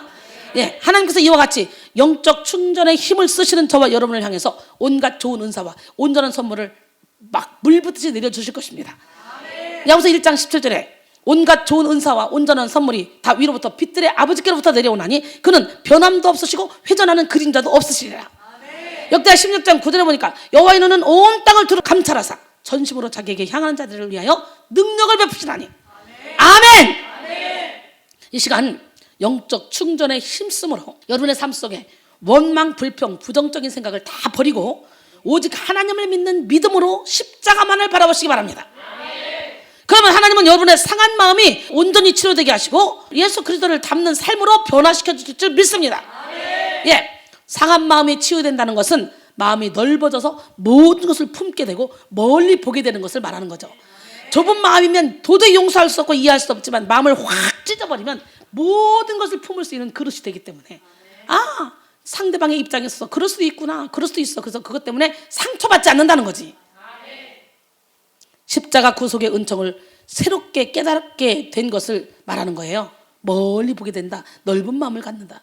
나는 오늘 시간에 여러분 모두가 다 십자가 구속의 은총을 새롭게 깨닫는 시간이 되길 원합니다. 지금도 우리 주변에는 불뱀들이 많이 있습니다. 여기에 나오는 불뱀은요, 광야에 살고 있는 독사들을 이렇게 표현한 것인데, 이 뱀들은 치명적인 독을 가지고 있습니다. 이 뱀들에게 물리면 붉은 반점이 생기며 불에 타는 것과 같은 고통을 느끼고 죽기 때문에 불뱀이라고 부르게 되었다고 합니다. 불뱀은 3000여 년 전 광야에만 있었던 것이 아니라 지금도 우리 곁에서 시시때때로 우리를 삼키려고 우글거리고 있습니다. 그렇게 우리는 영적 침체에 빠지면 안 돼요. 영적 침체에 빠지는 그 순간 불뱀들이 우글거리면서 우리를 물어버린다는 거예요. 사방에서. 여러분 얼마나 많이 불뱀에게 물렸습니까? 얼마나 여러분 많이 악한 자의 불화살을 맞았습니까? 시편 140편 3절, 뱀같이 그 혀를 날카롭게 하니 그 입술 아래에는 독사의 독이 있나이다. 이사야 59장 5절, 독사의 알을 품으며 거미줄을 짜나니 그 알을 먹는 자는 죽을 것이요 그 알이 밟힌즉 터져서 독사가 나올 것이라 그랬어요. 베드로전서 5장 7절로 9절 보니까 너희 염려를 다 주께 맡기라, 그가 너희를 돌보심이라. 근신하라, 깨어라, 너희 대적 마귀가 우는 사자같이 두루다니며 삼킬 자를 찾나니 너희는 믿음을 굳건하게 하여 그를 대적하라. 이는 세상에 있는 너희 형제들도 동일한 고난을 당하는 줄을 알미라 그랬어요. 여러분에게는 어떤 불뱀이 있습니까? 어떤 불뱀에게 물렸습니까? 유혹의 불뱀이 있어요. 따라합니다. 유혹의 불뱀. 매스컴에서는 남자들을 유혹해서 범죄를 저지르는 여성들을 꽃뱀이라고 부릅니다. 꽃뱀이나 불뱀이나 무서운 독을 가지고 있어요. 그 때문에 물리면 큰 피해를 입게 됩니다. 사탄은 세상의 것들을 가지고 우리를 유혹합니다. 눈길을 조금만 돌려도 세상 문화의 옷을 입은 사탄이 우리를 유혹합니다. 우리는 우리 자신도 모르게 세상을 쫓아가 하나님과 원수되는 삶을 살아갈 수 있습니다. 야고보서 4장 4절로 5절 보니까 간음한 여인들아, 세상과 벗된 것이 하나님과 원수됨을 알지 못하느냐? 그런즉 누구든지 세상과 벗이 되고자 하는 자는 스스로 하나님과 원수된 것이니라. 너희는 하나님이 우리 속에 거하게 하신 성령이 시기하기까지 사모한다 하신 말씀을 헛된 줄로 생각하느냐 그랬어요. 그러기에 깨어서 기도해서 영분별의 은사를 받아야 돼요. 그렇지 않으면 우리는 수많은 유혹의 불뱀에 물리게 되는데, 그 유혹의 불뱀 중에 가장 무서운 불뱀이 뭔 줄 알아요? 거짓 선지자한테 물리는 불뱀이에요. 거짓 선지자도 얼마든지 하나님을 흉내낼 수 있거든요. 왜? 천사장 루시퍼가 하나님의 오른팔이었기 때문에 하나님께 쫓겨나기는 쫓겨났지만 그는 얼마든지 하나님이 행했던 일을 흉내는 낼 수 있어요. 그보다 더 큰 일은 못해. 자기가 아는 범위 내에서 흉내를 낼 수 있다는 거예요. 봐요. 여기서 훈련을 쫙 받으면, 여기서 만약에 쫓겨난다 할지라도 다른 데 가서 얼마든지 이순이 흉내를 낼 수 있다는 거지. 그럼 비슷한 능력이 나오는 거예요. 그죠? 그러나 원조는 아니지. 그런 것처럼 마귀 새끼도 얼마든지 흉내낼 수 있다는 거예요. 그래서 우리는요, 거짓 선자들을 삼가해야 됩니다. 그들은 양의 옷을 입고 우리에게 다가옵니다. 광명의 천사로 가장해서 우리에게 다가오고, 그래서 우리를 유혹합니다. 그렇게 은사가 좋아? 그게 능력이 좋아? 내가 줄게, 내가. 그래서 미혹되게 만들죠. 그래서 우리가 조심해야 될 거, 다른 거 다 조심해야 되지만 가장 무서운 게 영적인 안내자, 이걸 잘 만나야 되고, 거짓 선자를 우리는 분별해야 돼요. 데살로니가 후서 2장 9절로 13절 보니까 악한 자의 나타남은 사탄의 활동을 따라 모든 능력과 표적과 거짓 기적과 불의의 모든 속임으로 멸망하는 자들에게 있으리니 이는 그들이 진리의 사랑을 받지 아니하여 구원함을 받지 못함이라. 이러므로 하나님이 미혹의 역사를 그들에게 보내사 거짓 것을 믿게 하시면 진리를 믿지 않고 불의를 좋아하는 모든 자들로 하여금 심판을 받게 하려 하심이라. 무섭죠? 그러니 차라리 주의 종이 아니다, 예수 믿는 사람이 아니다, 그러면 사람들이 따르지 않지만, 목사다, 능력 있는 영성가다, 능력이 나타난다, 그런데 그 사람의 삶의 열매가 맺혀지지 않고 있다면 이건 잘못된 거예요. 근데도 능력은 나타난다. 그 능력을 받았더니 내가 날마다 기뻐지고 즐거워지고 행복해져야 되는데 자꾸 막 혈기가 나고 짜증이 나고 원망이 나고 불평이 나고 물론 회칠한 무덤을 제끼면 이 안에 어둠, 우리 안에 있는 더러운 것들이 나가면서 순간적으로 그런 일은 일어날 수 있지만, 하나님의 빛과 어둠이 나가는 게 동시에 이루어지기 때문에 순간적으로 불평불만이 쏟아진다 할지라도 바로 기쁨을 누릴 수 있고 감사를 누릴 수 있고요, 감격을 느낄 수 있어요. 하나님의 영이 임하면 하나님의 빛과 어둠이 동시에 일을 하기 때문에 힘들지만 기쁘고 즐거우니까 여기 오는 거 아니야. 영적 전쟁 도대체 언제까지 치를지 모르겠다 싶지만 예배를 드리면 들을수록 나도 모르게 내 안에 빛으로 채워지는 게 느껴지잖아. 빛을 하나님이 비춰줄 때 한꺼번에 팍 비춰주면 한꺼번에 팍 변화되고 얼마나 좋겠냐. 근데 우리가 깨지는 부분만큼만 빛이 비춰지더라 이거지. 그래서 저 끝에 비상등 하나만 켜놓으면 그 비상등 그 주변만 빛이 비춰지죠. 나갈 출구를 열어주죠. 그죠? 다른 곳은 비춰져 안 비춰져? 안 비춰지는 거예요. 그러니까 우리의 빛이 비상등처럼 아니면 5초 아니면 10초 30초 머물러 있으면 전체를 밝힐 수가 없잖아. 전체를 쫙 밝히기 위해서는 계속적으로 내 자아가 깨지고 교만했구나, 내가 시기 질투가 많았구나, 욕심이 많았구나, 자존심이 셌구나 하나씩 깨질 때마다 그 안에 빛을 비춰주는 거지. 그래서 그 안에 빛이 점점점 세지다가 나중에 머리끝에 밝혀지 온몸이 그리스도의 빛으로 가득 채워져야지. 기적의 하나님은 살아계십니다. 그렇기 때문에 무조건 능력 나타난다고 다 하나님의 종이 아니라는 것을 다시 한번 깨달으시고 얼마든지 악한 영도 흉내낸다. 그래서 우리는 유혹의 불뱀을 물리쳐야 되고 미혹되지 말아야 돼요. 그 다음에 이기주의의 불뱀이 있어요. 오늘날 집단 이기주의라는 불뱀에게 물려서 고통 겪고 있는 교회와 공동체가 많이 있습니다. 제가 부흥회를 다니다 보면 교회가 온전히 갈라지기 직전, 목사님이 쫓겨나기 직전인 교회가 많이 있어요. 하나님은 그런 교회로 저를 보내십니다. 교회도 불뱀에 물려서 분열을 일으키는 그런 자들에게 놋뱀인 예수 그리스도의 십자가를 보게 함으로 다시 살아나게 하는 그런 일을 제가 합니다. 교회에 불뱀에 물려 분열을 일으키는 자들, 여러분 아직도 시기와 분쟁이 있다. 그렇다면요, 시기와 분쟁은요 하나님께로부터 온 게 아니에요. 위로부터 내려온 지혜가 아니에요. 그것은 이 세상의 것이요, 정욕의 것이요, 귀신의 것이라고 대놓고 야고보 사도가 말하는 거예요. 야고보 3장 14절로 15절까지 보니까. 그래서 저와 여러분 오늘 어떤 경우에 있든지 간에 분쟁, 시기, 질투하지 않기를 원합니다. 이타적인 삶을 살기를 원합니다. 우리 주님이 함께 하시니 모두가 다 놋뱀 대신 예수님을 바라보시니 불뱀에게 물렸다 할지라도 와르르 자기들의 이론이 무너지면서 교회가 하나로, 성도들이 하나로 묶여지는 것을 저는 봅니다. 예, 이렇게 교회와 성도들이 회복되고 기뻐하는 역사가 제 집회를 통해 일어납니다. 요한복음 20장 19절로 23절까지 보니까 예수님이요 부활하신 후에 저녁 때에 제자들을 찾아가셔요. 그리고 먼저 가자마자 제자들은 지금 유대인들이 두려워서 더워 죽겠는데도 방문을 꼭꼭꼭 방들의 문을 닫고 그러고 덜덜 떨고 있어요. 그래서 예수님이 딱 들어가셔서 하신 말 첫 번째, 야, 난 너희들이 그럴 줄 알았어. 죄책감 가질 필요도 없어. 야, 두려워도 마. 이런 뜻으로 너에게 평강이 있을지어다 라고 선포합니다. 나는 너희들이 아무리 그렇게 해도 용서해. 너희들은 평강 그대로 유지해야 돼. 그리고 손과 옆구리를 딱 보여요. 너에게 평강이 있을지어다 하고 손과 옆구리를 보여. 그 제자들이 오, 주님이시네. 그러고 보고 기뻐합니다. 그럴 때 주님은 또 한 번 평강을 선포하죠. 너에게 평강이 있을지어다. 이 평강은, 두 번째 평강은, 첫 번째는 용서해 주겠다는 평강이요, 두 번째 평강은 나는 세상으로 너희를 보내야 되겠어. 난 너희를 써야 되겠어. 내가 너희들한테 투자한 게 얼만데 3년 동안 공생애 동안 너희들이 다 나를 봤는데 누가 나를 너희들보다 더 잘하는 사람이 있겠냐. 구관이 명관이지. 그러니까 다시 깨어 일어나 내 일을 좀 해줄지 않을래? 이거야. 우리 주님은 베일도 없어. 내가 주님 닮아가지고 베일도 없어. 그래가지고 너에게 평강이 있을지어다. 아버지께서 나를 보내신 것처럼 나도 너희를 세상에 보내노라. 그러면 아버지께서 주님을 어떻게 보냈지? 하늘과 땅의 모든 권세를 주고 보냈어. 그러면 그것처럼 보내겠다니까 주님이 가지신 모든 능력을 우리에게 줘서 보내겠다는 거 아니야. 아우, 참 기분 되게 좋잖아요. 그래 놓고 주님이 그러죠. 숨을 내쉬면서 성령을 받으라.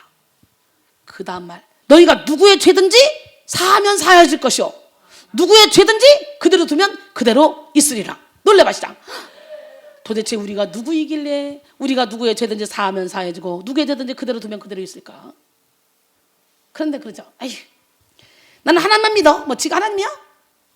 난 골방에서 혼자 기도할 거야. 난 하나님만 믿어. 그러다가 미쳐. 영분별이 없어가지고. 하나님은 사람을 통해 일해. 어떤 사람? 성령 충만을 받은 사람을 통해.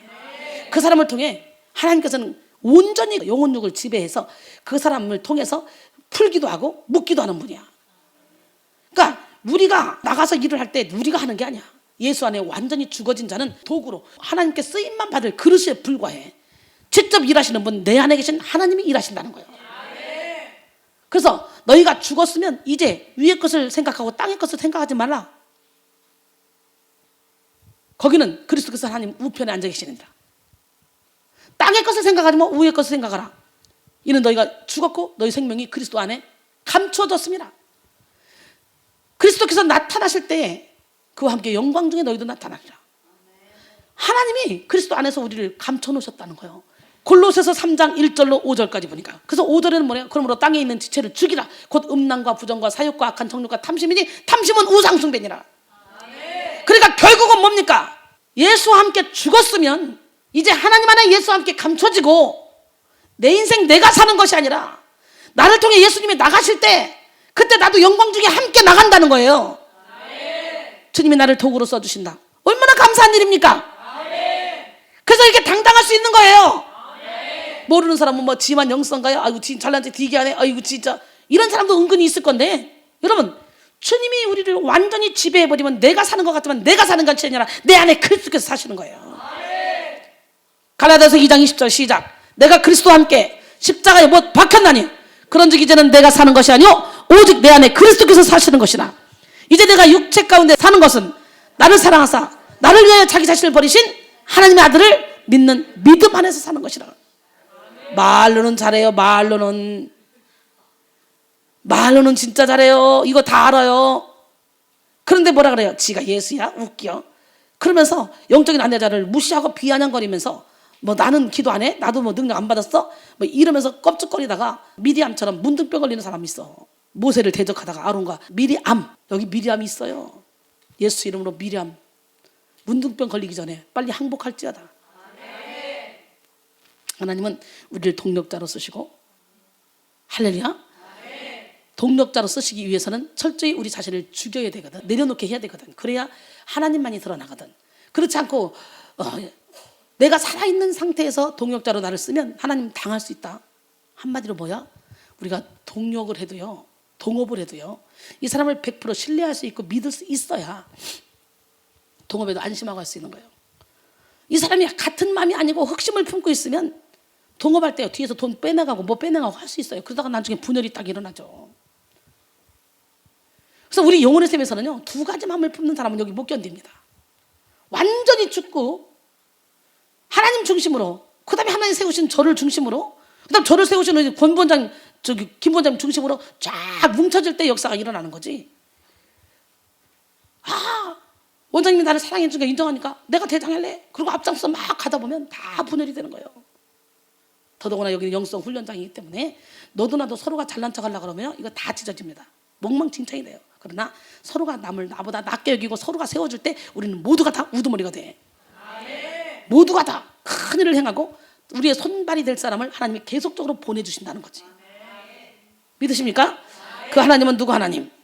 그러니까 여러분의 이기주의적인 생각을 십자가에 못 박기를 원합니다. 이기주의에 사로잡혀 자기 중심적으로 살다가 많은 사람들이 불뱀에 물려버리는 것처럼요, 오늘 여러분들도 이기주의란 그 욕심 때문에 버리지 못해서 불뱀에 물려서 고통당하고 있지는 않습니까? 많은 성도들이요, 불뱀에 물리면 어떻게 되는 줄 알아요? 불뱀처럼 눈으로 쏘아 죽이고 입으로 물어 죽이고 몸으로 말아 죽인다니까. 사람들을 얼마나 많이 여러분 눈으로 쏘아 죽이고 몸으로 말아 죽이고 입으로 물어 죽였어? 나는 그런 적 없는데요. 그런데 그 사람하고 대화만 하면 사람들이요, 눈으로 쐈다, 입으로 물었다, 몸으로 말았다, 나 아파 죽겠다 이러고 자빠지는 사람이 있다니까. 이게 문제라는 거지. 본인은 물어놓고 본인은 쏘아놓고 본인은 몸으로 말아놓고 그래놓고 본인은 뭐 아니라는 거야. 이 센 사람들은요, 눈빛만 봐도 독이 나와. 입에서 말 한마디를 부드럽게 해도 거기서 독이 나와. 사람은 마음에 쌓은 선에서 선을 내고 마음에 쌓은 악에서 악을 내기 때문에 몸짓 행동 막 이게 갑자기 억세지면서 그 몸짓으로 독이 나와. 그래서 어떤 행동을 해도 사람들이 참 편안하다 이렇게 느낄 정도로 여러분의 영혼육이 하나님 앞에 사로잡혀야 돼. 지금부터는 나는 분명히 부드럽게 말했는데 제가 나한테 너 왜 이렇게 화내니? 그러면 나 화 안 냈거든. 그러고 승질 낼 게 아니라 내 안에 쓴뿌리가 나도 모르게 내 목소리에서 내 눈빛에서 내 말투에서 내 행동에서 나왔구나. 어머 미안해. 나를 위해 기도해줘. 이래야 되는 거예요. 이 영적인 비밀을 모르면 액면 그대로 나는 화 안 냈는데 나는 부드럽게 말했는데 그러면서 억울해가지고 못 견딥니다. 그게 이기주의야. 자기만 생각하는 거야. 나는 분명히 저 사람을 위해서 열심히 헌신을 했는데 저 사람은 아프대. 그러면 지금 내 안에 있는 독사가 물어버린 거예요. 내 안에 있는 독사가 알을 품어서 알을 뿌려서 사람들의 영혼을 다 다치게 한 거야. 그럼 빨리 두 손 들고 회개해야 돼. 이 깨달으면요 문제가 안 돼요. 다음에 그럴 일이 없으니까. 문제는 깨닫지 못하고 물어버리는 게 그게 문제라는 거지. 오늘 이 밤에 깨닫는 역사가 일어나기를 소원합니다.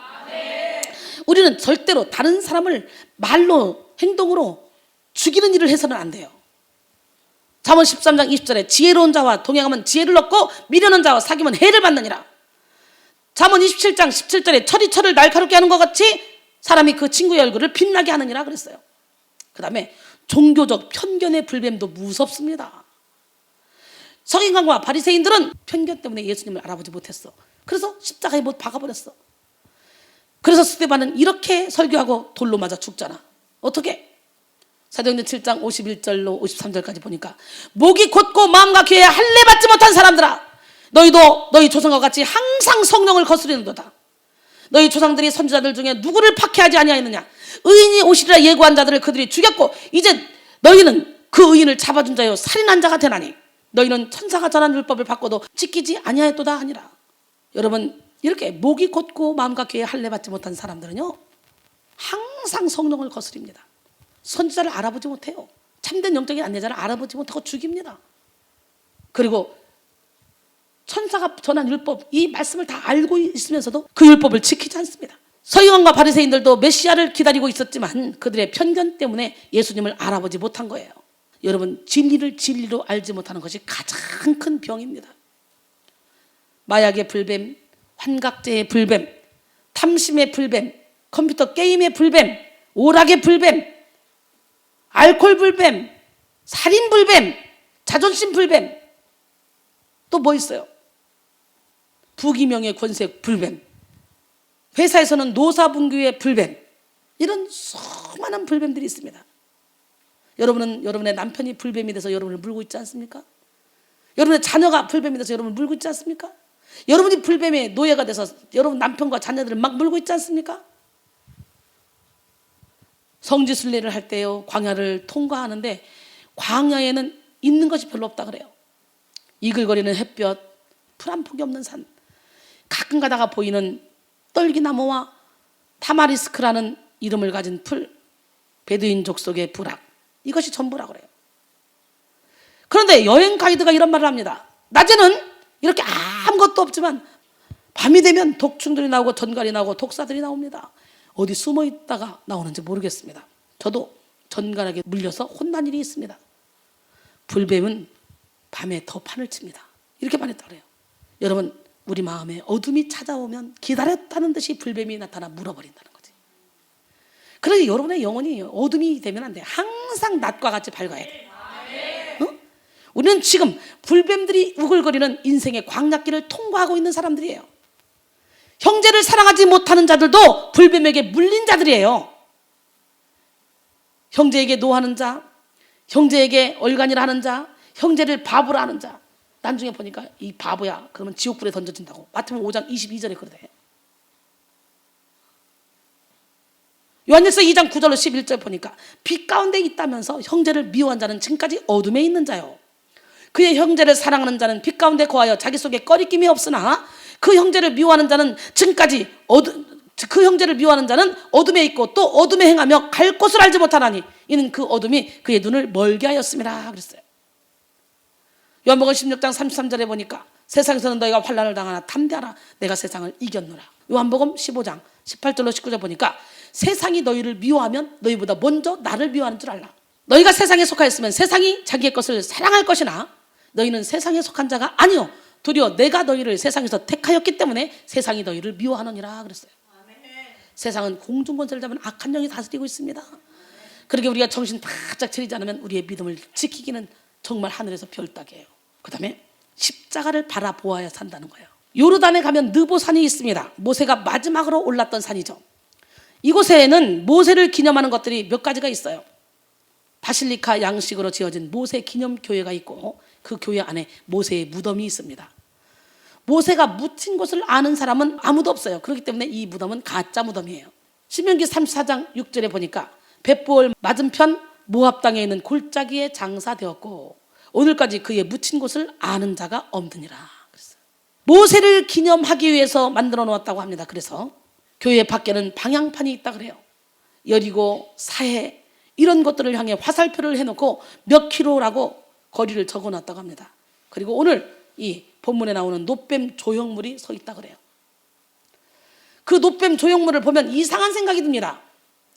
모세를 기념하는 광야 행진을 이끌던 지팡이도 있는데 왜 놋뱀을 만들어서 세웠을까? 그죠? 이스라엘 백성은 가나안 땅에 들어갈 때 이 놋뱀을 가지고 들어가서 오래 보관했는데 그만 그 놋뱀이 숭배의 대상이 되고 말았다는 거예요. 그래서 히스기야 왕이 종교 개혁을 일으킬 때 이 놋뱀을 파괴해버렸대요. 광야에서 뱀에 물려 죽어가는 사람들이 놋뱀만 쳐다보면 나으니까 이게 우상이 돼버린 거 이제. 왕하 18장 4절에 그가 여러 산당들을 제거하며 주상을 깨뜨리며 아세라 목상을 찍으며 모세가 만들었던 놋뱀을 이스라엘 자손이 이때까지 향하여 분향함으로 그것을 부수고 느후스단이라 일컬었더라 그랬어요.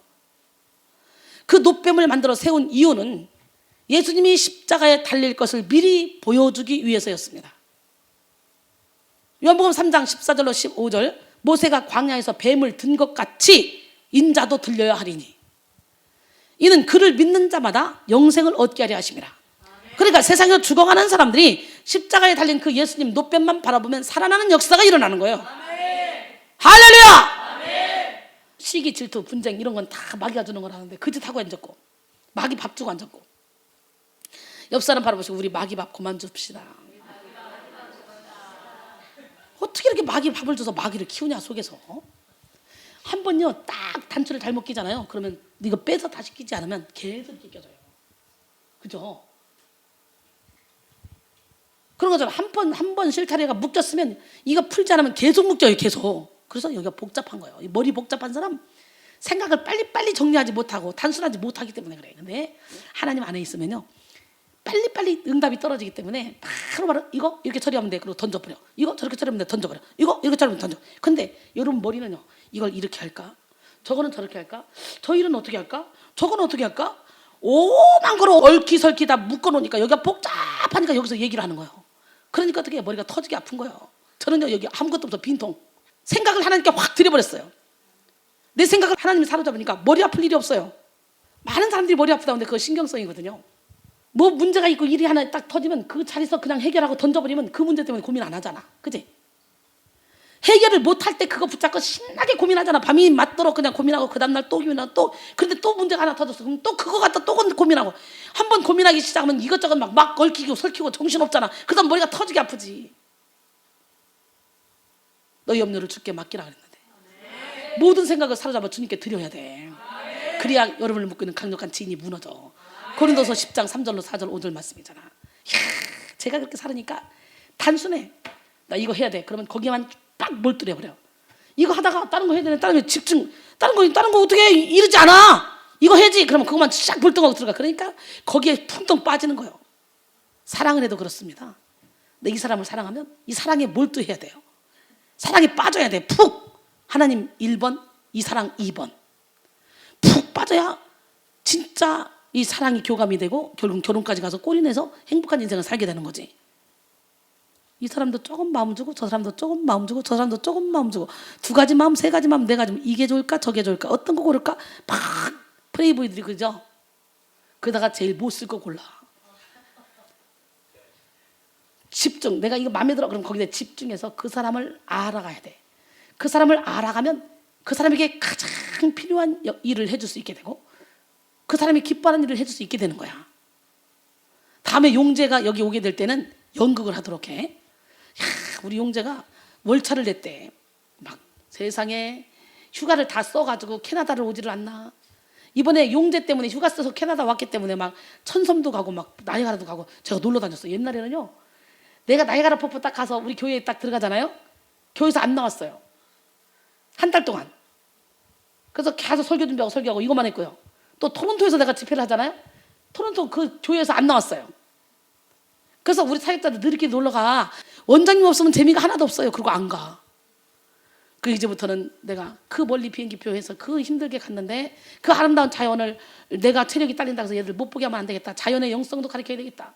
요즘은요, 몸이 부서져도 가는 사역자들 그 입장에 바꿔서 내 생각이 아니라 이 사람들을 위해서 가는 거예요. 그래서 나는 갈 때마다 자연 가운데서도 하나님을 만나니까 나는 어디서든지 행복하니까. 가면 와 멋있다 멋있다 와 볼 때마다 갈 때마다 감성이 항상 예민해서 감성 불감증에 걸린 사람 문 열어 닫아 가자 이러지만, 이야, 감성 불감증 걸렸던 우리 백원사님과 사사모님이 이번에는 감성이 회복돼가지고 와 이러고 사진 찍느라고 정신없더라고. 모세가 평생 한 일이 예수님의 구속 사역을 예비하기 위한 것이었고 미리 보여주는 것이라는 것을 말하기 위해서 느보산에 놋뱀의 조형물을 세웠다고 할 수 있습니다. 성경에서는 뱀이 뭐예요? 저주받은 것의 상징이잖아요. 그런데 장대에 달리니까 사람을 살리는 것이 되었다는 거예요. 여러분, 십자가도 저주받은 것이고 가장 흉악한 죄인들을 살리는 사형도구였잖아. 그런데 예수님이 십자가에 달림으로 사람을 살리는 것이 됐어. 십자가가 얼마나 무서운 사형도구인지 십자가에 대해서 깊이 연구하면 연구할수록 더 깊이 깨닫게 된다 그래요. 그런 저주받은 십자가에 예수님이 달려 사람을 살리는 것이 되었습니다. 그 십자가를 바라보시기 바랍니다. 우리의 영혼이 살아납니다. 우리의 영혼이 살아나면 우리의 삶이 달라집니다. 바라보는 것을 성경에서는 앙망하는 거라 그러죠. 여호와를 앙망하는 자는 복이 있습니다. 새 힘을 얻을 것입니다. 우리는 바라본다는 그런 뜻, 우러러 바라본다 이런 뜻이 바로 여호와를 앙망한다는 뜻인데요. 이사야 40장 29절로 31절 보니까 피곤한 자에게는 능력을 주시며 무능한 자에게는 힘을 더하시나니 소년이라도 피곤하며 곤비하며 장정이라도 넘어지며 쓰러지되 오직 여호와를 앙망하는 자는 새 힘을 얻으리니 독수리가 날개치며 올라감 같을 것이요 다른 박질하여도 곤비하지 아니하겠고 걸어가도 피곤하지 아니하리로다. 난 여러분이 이런 힘을 얻기를 원해요. 지금 제가 이 힘을 얻고 살고 있잖아요. 청년들도 내 체력을 못 따라와. 지금 저는 이미 체력을 다 버린 몸이야. 버린 몸인데 하나님께 확 붙들리니까. 내가 수시로 이런 걸 경험했지만 옛날에 다시는 내 체력이 복구되지 않을 거야. 반드시 설교하기도 체력은 딸려. 나는 안 될 줄 알았어요. 그랬는데 쿠바 가서 8일 동안 여행하고 왔어요. 캐나다에 있는 우리 지부장님 아드님이 원장님 이러다가 쓰러지면 큰일 납니다. 쿠바 가서 며칠만 쉬고 옵시다. 그래서 7박 8일을 쉬고 왔는데 세상에 상상하지 못할 새 힘이 내게 오는 거예요. 그래가지고 비행기 타고 오는데 허벅지가 하나도 안 아파. 비행기 타고 오는 내내 설교 준비했어요. 그리고 한국에 와서 매일매일 설교를 하고 그리고 책을 한 권씩 읽었어요. 하루에. 여러분 책 열심히 읽으세요. 좋은 책. 그런데요, 그렇게 한 달 동안 그러고 또 다시 몸이 체력이 딸리더라고요. 나야가라 성전에 갔을 때는요, 밤마다 저녁에 집회를 하는데 갈 때마다 제가 볼펜을요 무대기로 사가요. 공책하고. 그때는 컴퓨터가 없었기 때문에 볼펜으로 설교 준비하죠. 그러면 설교 저녁에 딱 끝나고 사람들을 보내요. 그때도 사람들이 안 가요. 새벽 2시, 3시까지. 그때 사람들을 보내죠. 그리고 딱 볼펜 잡고 설교 준비한다고 딱 쓰잖아요. 그러면 뭐가 이렇게 많이 나오는지 팍 쓰다 보면 어떨 때는 13시간, 14시간, 15시간 꼬박 날새 그 다음날 5시까지. 그 다음에 이 볼펜을 한 자루씩 쓰는 거예요. 그 제가 한 달 동안 볼펜 30자루 쓴 적도 있어요. 놀래봐. 지금 제가 그렇게 살고 있어요. 지금 어떻게 살고 있냐? 어떨 때는 1시간 자고 어떨 때는 2시간 자고. 그럼 나머지 시간 어떻게 하냐? 오로지 영상 작업하고 설교 준비하고 눈, 코, 뜰 새 없이 하루에 22시간, 어떤 날은 23시간을 쓰고 어떤 날은 21시간을 쓰고 어떤 날은 20시간 쓰고. 요즘은 20시간은 기본이야. 내가 푹 잤다 하면 3시간이고 4시간이야. 한두 시간 자고 살았어요. 미국 갔다 와서 지금까지 이야 놀래보시잖아. 영혼을 앙망하는 자에게 주시는 쇠임이 저에게 오니까 10사람이 할 수 있는 일을 저는 그냥 혼자 다 해내고 있더라 이거지. 멋지지 않습니까? 여러분 모두가 다 이런 능력을 받기를 원해요. 나는 피곤해서 안 돼. 이게 생각이야 생각. 하나님께 붙들리면 남들보다 훨씬 더 큰 일을 행할 수 있어요. 그래서 남들이 잘 때 같이 자고 남들이 놀 때 같이 놀고 남들이 쉴 때 같이 쉬고 이래가지고는 큰 일을 못합니다. 히브리서 11장에 나오는 믿음의 용사들은 하나님의 약속과 하나님이 예비하신 성을 멀리서 바라보고 환영하며 걸어간 사람들입니다. 이런 사람들은요 세상이 감당하지 못했어요. 여러분 저 역시 세상이 감당할 수가 없어요. 믿음의 선진들 얘기를 쫙 하면서 히브리서 11장 35절로 38절까지 여자들은 자기의 죽은 자들을 부활로 받아들이기도 하며 또 어떤 이들은 더 좋은 부활을 얻고자 하여 심한 고문을 받되 구차히 풀려나기를 원하지 아니하였으며 어떤 이들은 조롱과 채찍질 뿐 아니라 결박과 옥에 갇히는 시련도 받았으며 돌로 치는 것과 톱으로 켜는 것과 시험과 칼로 죽임을 당하고 양과 염소의 가죽을 입고 유리하며 궁핍과 환난과 학대를 받았으니 이런 사람은 세상이 감당하지 못하느니라. 그들이 광야와 산과 동굴과 토굴에 유리했다는 거예요. 기가 막히죠. 톱으로 켜서 죽이기도 했대요. 돌로 쳐 죽였어. 스데반 돌로 쳐 죽였죠. 돌로 쳐 죽인 사람 많아요. 또 톱으로 켜 죽였대. 므낫세가 이사야를 톱으로 쳐 죽였다는 그런 말이 있어요. 기가 막히지 않습니까 여러분? 이렇게까지 믿음을 지켰는데 여러분의 믿음은 지금 어떻습니까? 그런 더러운 자존심, 아유 자존심 상해. 그리고는 불평하고 원망하고 쓰러지고 자빠지고 그러고 있지는 않습니까? 우리의 인생길이 내 맘대로 안 되고 돌아갈 수밖에 없는 상황이 되었다 할지라도 불평하지 맙시다. 왜? 예수 믿는 저와 여러분에는 하나님이 계시고 하나님이 우리의 주인 되시기 때문에 우리를 하나님이 가장 아름다운 길로 인도하신다. 이 모든 것은 하나님의 섭리 가운데 있다. 이걸 깨닫고 그냥 하나님의 말씀에 순종하며 따라갑시다. 발람이 발락의 말을 듣고 거짓 예언을 해서 이스라엘 백성들을 저주하려고 가던 중에 하나님께서 천사들을 보내어 길을 막으신 같이 우리의 인생길에도 우리의 뜻대로 가려고 할 때 하나님께서 사자들을 보내어 더 좋은 길로 가게 하시려고 깨닫게 하시려고 길을 막으실 때가 있다는 걸 깨닫길 바랍니다. 그러면 우리도 발람이 영적인 눈이 열리지 않아서 당나귀를 3번 친 것처럼 애매하게 남편 때문에 아내 때문에 자녀 때문에 부모 때문에 친구 때문에 이웃 때문에 애인 때문에 환경 때문에 건강 때문에 물질 때문에 이렇게 다른 것들을 탓하며 하나님이 말씀하시는 것을 듣지 못하는 영적인 문둥병은 아닌지 돌아봐야 된다는 거지. 여러분이 가고 싶은 길, 지름길로 가지 못하게 되었다고 원망하고 있지는 않습니까? 그 길이 하나님 보시기에 좋지 않다면 하나님은 이렇게 당나귀를 통해서라도 말씀하시는 하나님이시라는 걸 기억하시고 하나님이 인생 막대기로 사람 채찍으로 징계하실 때 우리는 기꺼이 순종하며 따라가기를 바랍니다. 왜? 하나님은 징계를 해서라도 우리를 좋은 길로 인도하기를 원하신다는 거지. 사무엘하 7장 14절에 나는 그에게 아버지가 되고 그는 내게 아들이 되리니 그가 만일 죄를 범하면 내가 사람의 매와 인생의 채찍으로 징계하려니와. 아멘. 난 여러분 사람의 매와 인생의 채찍으로 여러분을 징계할 때 그걸 기쁨으로 받아들이시고 고치시고 또한 여러분이 때로는 사람의 매와 인생의 채찍으로 하나님께 쓰임받는 도구가 되기를 원합니다. 히브리서 12장 8절에 보니까 징계는 다 받는 것이거늘 너에게 없으면 사생자요 친아들이 아니니라 그랬어요. 그리고 11절에 보니까 무릇 징계가 당시에는 즐거워 보이지 않고 슬퍼 보이나 후에 그로 말미암아 연단받은 자들은 의와 평강의 열매를 맺느니라. 할렐루야. 예. 여러분 불뱀을 보고 두려워하지 마시고 십자가를 바라보시기 바랍니다. 사방이 다 막혔습니까? 사방이 불뱀이 나를 물어옵니까? 나갈 구멍이 없습니까? 영원하신 하나님, 우리와 함께 하신 하나님, 회전하는 그림자도 없으신 하나님, 변함없으신 하나님, 주무시지도 않으신 하나님, 젖 먹는 아기가 그 아기를 버린다 할지라도 버리지 않겠다고 약속하신 그 하나님, 그 하나님을 바라보시기 바랍니다. 갈보리 산 위에 십자가 섰으니 이 찬송은요 미국 사람들이 가장 애창하는 찬송이에요. 미국 여러 곳에 이 찬송가와 관련된 기념비들이 서 있다고 합니다. 이 찬송을 작사하고 작곡한 분은 조지 버나드라는 감리교 목사입니다. 광부의 아들로 태어났는데요 16살 때 아버지가 돌아가셨어요. 믿음으로 역경을 이겼습니다. 조지 버나드 목사가 십자가에 대해서 집중으로 묵상하는데 처음에는 험한 십자가만 생각이 났대요. 계속해서 십자가에 대해서 묵상하는 가운데 1913년 어느 날 집회를 인도하는데요, 십자가를 통한 구속의 의미가 막 바르게 새겨지기 시작했다는 거예요. 본인의 표현을 빌면 홍수처럼 쏟아졌습니다. 그래서 즉시 펜을 들어 쓴 것이 이 찬송입니다 라고 말했다 그래요. 험한 십자가에 주가 흘린 피를 믿는 마음으로 바라보니 나를 용서하고 내 죄 사하시려 주가 흘리신 보혈일세.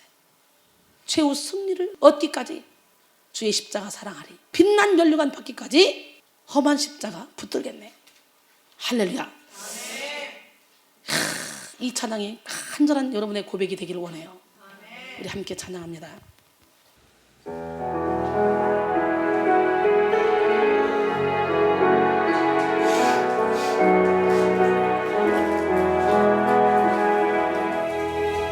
갈보리 산 위에 십자가 섰으니 주가 고난을 당한 표라. 험한 십자가를 내가 사랑하면 주가 보혈을 흘리리라. 죄 승리를 얻기까지 주의 십자가 사랑하리. 빛난 멸관 받기까지 험한 십자가 붙들겠네. 주님 예비하신 나의 본향집에 나를 부르신 그날에는 영광 중에 계신 우리 주와 함께 내가 죽도록 충성하리.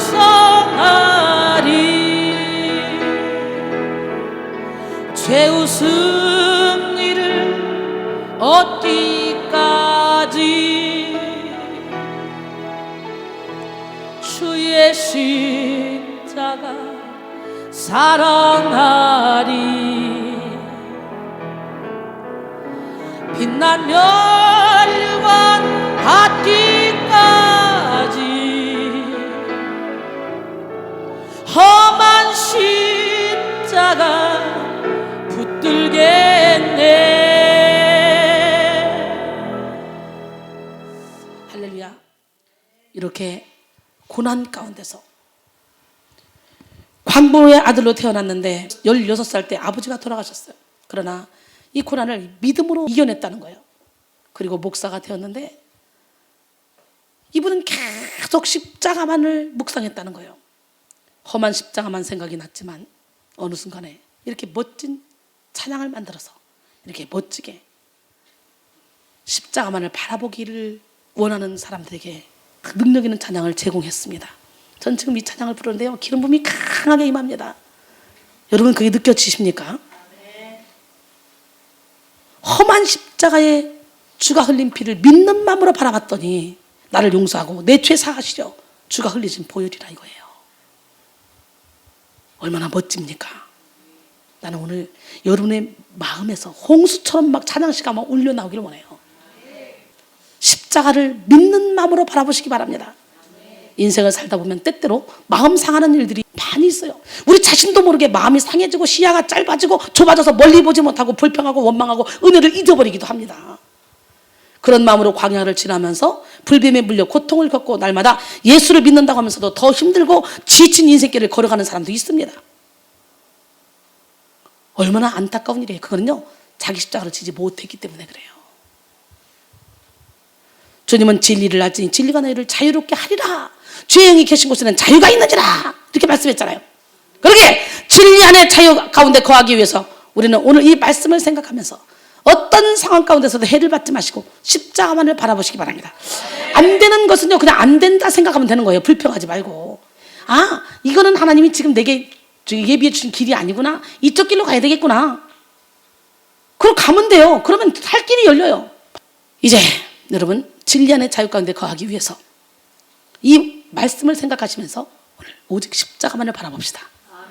예수 안에 있는 자는 결코 정죄함이 없나니 이는 그리스도 예수 안에 있는 생명의 성령의 법이 죄와 사망의 법에서 너희를 해방시켰다. 믿으십니까? 로마서 8장 1절 2절이잖아요. 그리고 35절 이하에 우리 맨날 하잖아. 맨날 누가 우리를 그리스도의 사랑에서 끊으리요. 환난이나 공고나 박해나 기근이나 적시나 위험이나 칼이라.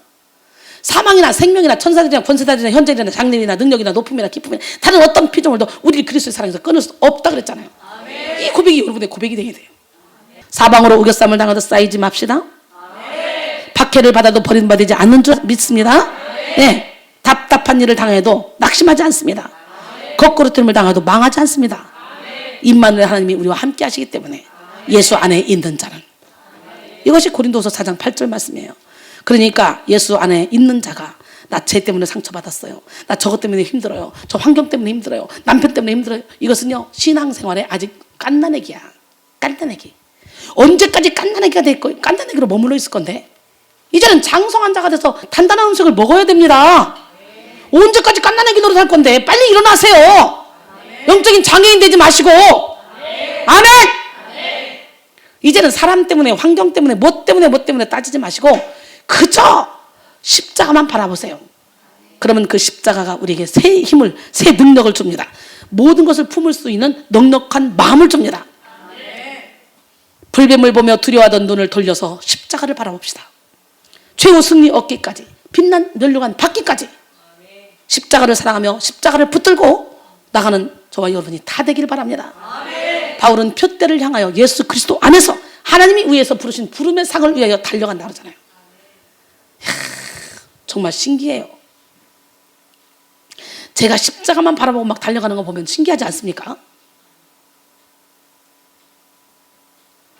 우리가 보아야 될 그런 표대이신 예수 그리스도, 그 한 분을 바라보는 우리의 시선이 흩어져서는 안 됩니다.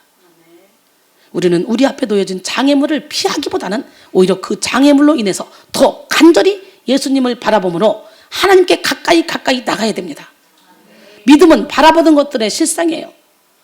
믿음은 우리 앞에 놓여진 불가능한 현실 속에서 가능성을 보는 거예요. 할렐루야. 또한 어둠 속에 빛을 보는 것입니다. 장애물 속에서 기회를 보는 것입니다. 믿음의 눈을 가지면 우리는 모든 것을 초월하는 삶을 살 수 있습니다. 롬펠로는 이렇게 노래했습니다. 슬퍼하는 자여 마음을 가라앉히고 탄식을 거두어라. 구름 뒤에 태양은 언제나 빛나고 있을지니 믿음은 하나님 한 분만을 바라보는 것이라는 걸 깨닫길 바랍니다. 왜? 구름 뒤에 태양은 언제나 빛나고 있을지니. 여러분, 여러분의 인생길에 구름이 가득 여러분의 인생을 가로막는다 할지라도 그 뒤에 태양은 항상 있어요. 항상. 태양 대신 예수님은, 빛 대신 예수님은 항상 그 자리에 계세요. 언제든지 우리가 바라보려고 눈만 들어 보면 돼요. 근데 문제는 우리가 자꾸 가식의 옷을 입고 자존심을 지키려고 노력하고 욕심을 부려서 장애물을 만든다는 거지. 구름을 만든다는 거야. 구름 너머에 하나님을 못 보고 구름 안에 갇혀버린다는 거지.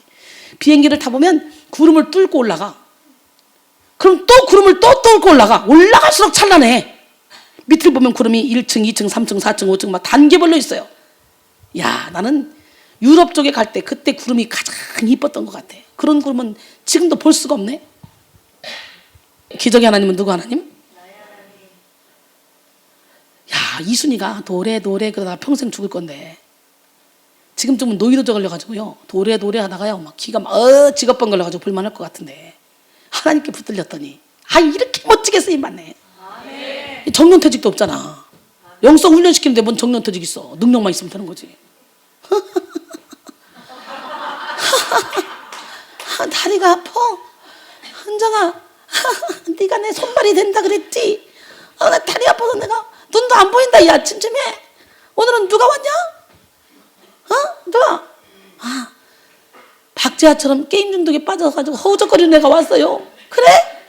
그럼 걔 어디냐? 데려와봐. 해봐. 나 안 보여. 네가 내 손을 거기다 갖다 놓고 걔 머리에 얹어봐. 여기 있어요. 잡히네. 그래. 네가 게임 중독이라고? 놈이. 야, 이미 60년 전에 박재하라는 애가 예배 안 만들고 게임 중독에서 해방됐어. 너도 고쳐줄 수 있어. 예수의 이름으로 이 게임 중독은 나가! 그들이 고쳐졌어. 죽는 날까지 존경받아. 이거 받아 빨리. 이거 왜 이거를 나한테만 주겠냐는 거지. 그치? 이걸 왜 나한테만 주겠냐고. 하나님이 주님의 능력을 구하는 모든 자에게 다 주지. 문제는 내가 깨져야 내 안에 신성의 빛이 나를 통해 나간다는 거지. 수많은 영성가들이 있습니다. 그러나 삶에서 열매를 맺지 못하면 문제가 있는 거예요. 어느 부분에. 우리는 삶에서 열매를 맺어야 돼요. 능력을 행하는 게 문제가 아니라 그 능력을 통해서 말씀 안에 들어가서 복음을 확실히 알고 깨닫고 그리고 그 복음대로 살아가는 것이 중요한 거예요. 예수님을 닮는 삶을 삽시다. 예. 기적의 하나님은 누구 하나님? 우리가 바라보아야 될 표대이신 예수 그리스도, 그 한 분만을 바라보는 우리의 시선이 흩어져서는 안 됩니다. 우리는 우리 앞에 놓여진 장애물들을 피하기보다는 오히려 그 장애물들로 인해서 더 간절히 하나님을 바라봄으로 하나님께 가까이 나가야 됩니다. 오늘 이 시간에 여러분 모두가 다 큰 믿음을 소유하길 바랍니다. 어떤 역경 속에서도 하나님의 일하심을 바라보는 것이 십자가만 바라보는 거죠. 하나님께만 구원과 소망이 있음을 바라보는 것이 바로 십자가만 바라보는 거예요. 나는 오늘 여러분 모두가 다 십자가만 바라보길 원합니다. 이사야 45장 22절에 보니까 땅의 모든 끝이여 내게로 돌이켜 구원을 받으라. 나는 하나님이라 다른 이가 없느니라 그랬어요. 우리 삶의 장애물을 극복하는 비결은 오직 하나님, 예수님, 성령님을 바라보고 의지하는 것입니다. 우리는 하나님의 눈을 가지고 장애물을 볼 때 그 속에 감춰진 하나님의 깊은 뜻을 발견하게 됩니다. 사람들은 독수리를 하늘의 제왕이라고 부릅니다. 독수리는 새들 중에 가장 높이 나는 새로 유명합니다. 독수리는 강력한 힘을 가진 날개를 가지고 바람을 타며 높은 창공을 향해 날아오릅니다. 독수리의 시력은 보통 6.0에서 9.0이라 그래요. 여러분은 몇이에요? 1.0, 1.5면 엄청나게 좋네 이러죠. 독수리는 2, 3km 상공에서도 땅 위에 작은 먹잇감을 발견하면 시속 240km로 내려와서 그 먹잇감을 확 채간다는 거예요. 엄청나죠? 역시 하늘의 제왕이라 부를만 합니다. 이와 반대로 독수리와 같은 조류이면서도 생김새는 비슷한 것 중에 닭이 있어요. 닭은 언뜻 보면 독수리와 생김새가 비슷한데 날지는 못합니다. 항상 땅만 바라보며 모이만 쫓습니다. 같은 조류이지만 독수리는 하늘을 바라보고 살고 닭은 땅만 바라보고 살죠. 우리 인간도 마찬가지예요. 같은 하나님의 자녀로 부름을 받았지만 어떤 사람은 저 하늘의 소망을 두고 하늘만 바라보고 주님이 주시는 기쁨으로 살아갑니다. 그러나 어떤 사람은 땅의 것만 바라보고 예수를 믿는다면서도 육신의 정욕 안 먹이는 이생의 자랑을 보고 돈 없나 동전 없나 이것만 찾아다닙니다. 초라하죠. 사탄은 늘 우리의 신분을 망각하게 만듭니다. 비교의식과 열등감을 통해 날마다 우리의 정체성을 무너뜨리죠. 우리는 매 순간 어둠이 우리를 공격해 올 때마다 눈을 들어 예수님을 바라보고 하나님의 눈으로 우리 자신을 바라보아야 합니다. 베드로전서 2장 9절에 보니까 너희는 택하신 족속이여 왕같은 제사장들이 거룩한 나라여 그의 소유된 백성이니 이는 너희를 어두운 데서 불러내어 그의 기이한 빛에 들어가게 하신 이의 아름다운 덕을 선포하게 하려 하심이라. 우리는 하나님의 선전물입니다. 어깨 힘줘요. 나는 왕같은 제사장이다. 나는 거룩한 하나님의 나라다. 나는 하나님의 소유된 백성이다. 나를 우습게 보지 말라. 아멘. 우리가 죄를 숨기면 힘들지만 우리가 죄를 자복하고 회개하면 하나님은 미쁘사 우리의 모든 죄를 깨끗하게 씻어주시는 하나님. 그 하나님 앞에 여러분 자유해야 돼요. 어두움 밝히시려 십자가 주신 그 주님이 계시기에 나 이렇게 조그만 불빛이 되어 이 세상을 비추고 있는데 여러분 모두가 다 이 조그만 불빛이 돼서 이 세상을 함께 비춥시다. 얼마나 행복한 인생입니까? 보통 사람들은 이 세상에서 먹고 마시고 입고 하는 그 일에 모든 것을 다 쏟지만 우리는 하늘에 우리의 영원한 집을 만들기 위해, 우리의 속사람을 살찌우기 위해 이렇게 헌신하고 충성하고 있으니 얼마나 감사한 일입니까?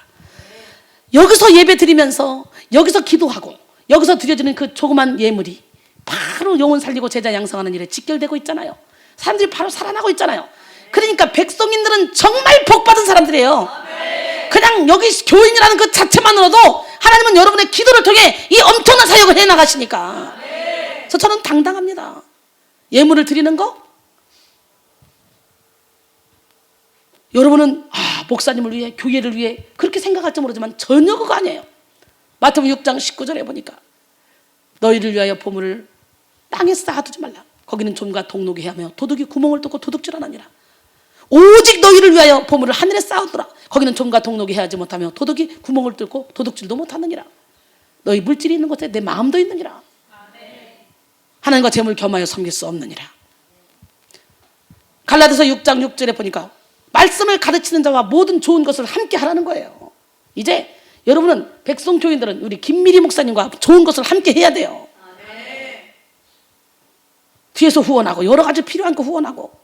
기적의 하나님, 능력의 하나님은 살아계십니다. 아멘. 하나님을 위해 여러분 모든 것을 바치는 기적의 주인공, 지혜로운 성도가 다 되기를 원합니다. 헬라어로 인간을 안드로포스라고 합니다. 시작. 안드로포스라고 하는데 위를 바라보는 존재라는 뜻입니다. 인간은 위를 바라봐야 되는 거예요. 아멘. 주님만이 우리의 희망이기 때문에 인간의 인간됨은 희망을 가짐에 있고, 진정한 희망은 예수님을 바라봄에 있습니다. 어떤 상황 가운데서도 십자가만을 바라보는 우리 모두가 되기를 바랍니다. 십자가는 하나님의 심판의 장소입니다. 하나님의 구원과 사랑의 장소입니다. 죄의 결박에서 자유함을 얻는 장소입니다. 자기 자신을 부인하는 장소입니다. 옛사람이 죽는 장소입니다. 새 사람으로 거듭나는 장소입니다. 하나님에 대한 사랑이 회복되는 장소입니다. 모든 삶의 영역에서 순종이 시작되는 장소입니다. 하나님의 능력을 받는 장소입니다. 예수님의 제자가 되는 장소입니다. 열매 맺는 삶으로 변화되는 장소입니다. 하나님 사랑, 이웃 사랑의 장소입니다. 십자가는 고난의 길이지만 또한 영광의 길이요 생명의 길입니다. 군인의 무기이고 화가에게 화필이고 파일럿에게 나침판이며 기술자에게 연장이고 피아니스트에게는 피아노와 같은 것입니다. 아무리 기술자라도 연장이 없으면 아무 일도 못해요. 아무리 유명한 피아니스트라도 피아노가 없으면 아무것도 못합니다. 바로 십자가가 그런 것과 같은 거예요. 우리 예수 믿는 자에게는 십자가는 이렇게 없어서는 안 될 가장 중요한 것이라는 거예요. 할렐루야. 하나님이 허락하신 십자가라면 그 십자가를 질질 끌고 가지 마시고 그것을 짊어지고 갑시다. 옛사람의 것이 죽음이듯이 새 사람의 마지막은 영원한 생명이라는 거예요. 우리가 새 사람이 되죠. 새 사람이 되면 이제 육신의 장막집이 무너지죠. 고린도서 5장 1절에. 그러면 우리의 새 사람, 속 사람은 영원한 생명으로 영원한 곳에서 영원토록 행복하게 살게 되는 거예요. 그래서 우리는 겉사람이 중요한 게 아니라 속 사람이 더 중요하고, 진짜 나는 속 사람이라는 걸 깨닫고 육신의 장막점을 벗을 때 인간은 누구나 다 늙게 돼 있고 병들게 돼 있고 누구나 다 죽게 돼 있어요. 겉사람이 죽는 거지 속 사람은 영원히 죽지 않아요. 그렇기 때문에 속 사람을 키우길 바랍니다. 어거스틴은 말했습니다. 옛사람의 끝이 죽음이듯이 새 사람의 마지막은 영원한 생명이다. 이렇게. 오늘 본문이 우리에게 주는 교훈은 첫째, 영적 결핍에 빠져서는 안 된다는 거죠. 우리가 영적 침체에 빠지면 은혜를 배신하게 됩니다. 둘째, 지금도 우리 주변에는 불뱀들이 많이 있다는 거예요. 불뱀의 유혹에 넘어가면 안 돼요. 유혹의 불뱀, 이기주의의 불뱀, 종교적 편견의 불뱀, 마약 불뱀, 컴퓨터 게임 중독 불뱀, 환각제의 불뱀, 폭력의 불뱀, 탐심의 불뱀, 혈기의 불뱀, 알코올의 불뱀, 살인 불뱀, 자존심의 불뱀. 살인자들요, 살인의 불뱀에 물려서 살인하는 거지. 인간이 어떻게 사람을 살인합니까? 피만 흘려도 무서운데. 주사바늘 하나 꽂는 것도 얼마나 무섭습니까? 인간은 다 그렇습니다. 그런데 어떻게 그렇게 무서운 살인을 저지르겠습니까? 불뱀에 물려서 그런 거죠. 그 다음에 십자가를 바라보아야 산다는 거죠. 불뱀에 물렸다 할지라도 이 시간에 십자가를 바라보면 즉시 살아나는 역사가 일어납니다. 이스라엘 백성들이 노뱀을 보았을 때 살아난 것처럼 죄 많은 영혼들, 영원히 죽을 수밖에 없는 죄인들이 예수님을 바라보면 새 생명을 얻게 되는 것입니다. 이 시간 오직 예수님을 바라봄으로 새 생명을 얻어서 죽어가는 영혼을 살리는 기적의 주인공들이 다 되기를 원합니다. 옆 사람 바라보시고 우리는 승리했습니다. 하나님은 당신을 사랑하십니다. 하나님은 살아계십니다. 그러기에 오직 십자가만을 바라봐야 되겠죠. 그러면 이제 내가 죽어도 주를 위해 죽고 이제 내가 살아도 주를 위해 살겠다는 고백이 여러분의 입술에 나올 때 우리는 세상을 바라보지 않고 십자가만 바라보게 됩니다. 오직 주님만을 위해 살아갑시다. 누구에게도 말할 수 없는 여러분에게 아픈 상처가 있습니까? 우리 십자가를 바라보세요. 여러분은 지금 어디를 바라보고 계십니까? 고난으로 인해, 환난으로 인해 세상을 바라보고 환경을 바라보고 사람을 바라보고 있지는 않습니까? 그렇다면 여러분의 고난과 환난은 점점 더 계속적으로 깊어집니다. 그럴 때 우리는 사방으로 우겨싸임을 당했을 때 오직 열린 문은 하늘밖에 없어요. 그 하나님만을 바라봅시다.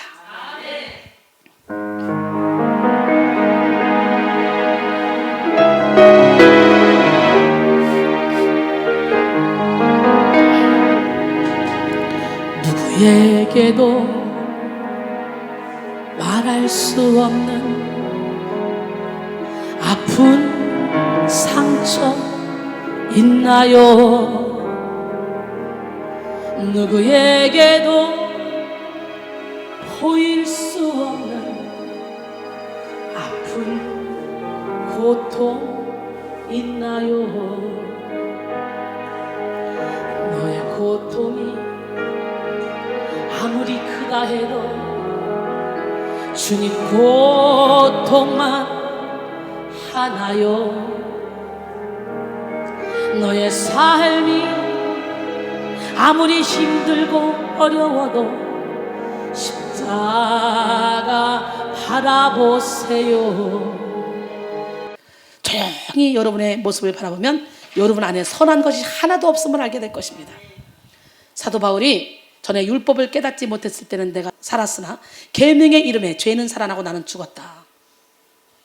그러면서 그때부터 자기 안에 계속 두 가지 법이 싸우는 것을 보면서 자기 힘으로는 이 죄의 법을 이길 수 없다는 것을 탄식했습니다. 그래서 우리는 은혜를 받으면 받을수록 말씀 앞에 가면 갈수록 사도 바울의 고백처럼 나는 죄인 중에 괴수다. 이걸 깨닫게 되고 무의식을 사로잡고 있는 그런 나도 모르는 숨은 의도를 십자가 앞에서 밝히 드러내 수술하는 것이 영성 훈련을 받는 것이에요. 내적 치유입니다. 나는 여러분 모두가 다 어떤 상황 가운데서도 오직 십자가만을 바라보길 바랍니다. 이스라엘 백성들이 당연히 불평할 만하지. 직접으로 가면 금방 갈 텐데 그 길 좀 빌려주지 말이야. 돌아가게 하고 이 지도자인 모세는 저거 능력 없어가지고 우리를 돌아가게 만들고 말이야. 불평할 만하지. 그러나 불평할 만하다 그래서 타당하다 그래서 불평하면 안 된다는 거지. 불평하다가 불뱀에게 물려버렸다는 거지. 우리 인생길에 어떤 길이 펼쳐지든 이건 다 하나님의 섭리 가운데 있는 것이고 하나님이 우리를 훈련시켜서 완전하고 구비하여 조금 더 부족함이 없도록 우리에게 믿음의 시련을 허락하는 것이다. 이걸 깨닫고 하나님 말씀에 순종하며 순리대로 가야지. 영리로 쓰려고 그러면 안 된다는 거지. 아멘? 어떤 일로도 그러니까 불평하거나 원망해서는 안 된다는 거예요. 회개하는 마음으로 여러분의 모습을 바라보시고 혹시 여러분이 불뱀에 물렸다면 이 시간에 노뱀 되신 예수님을 바라보시기 바랍니다. 그 십자가만을 바라보시기 바랍니다.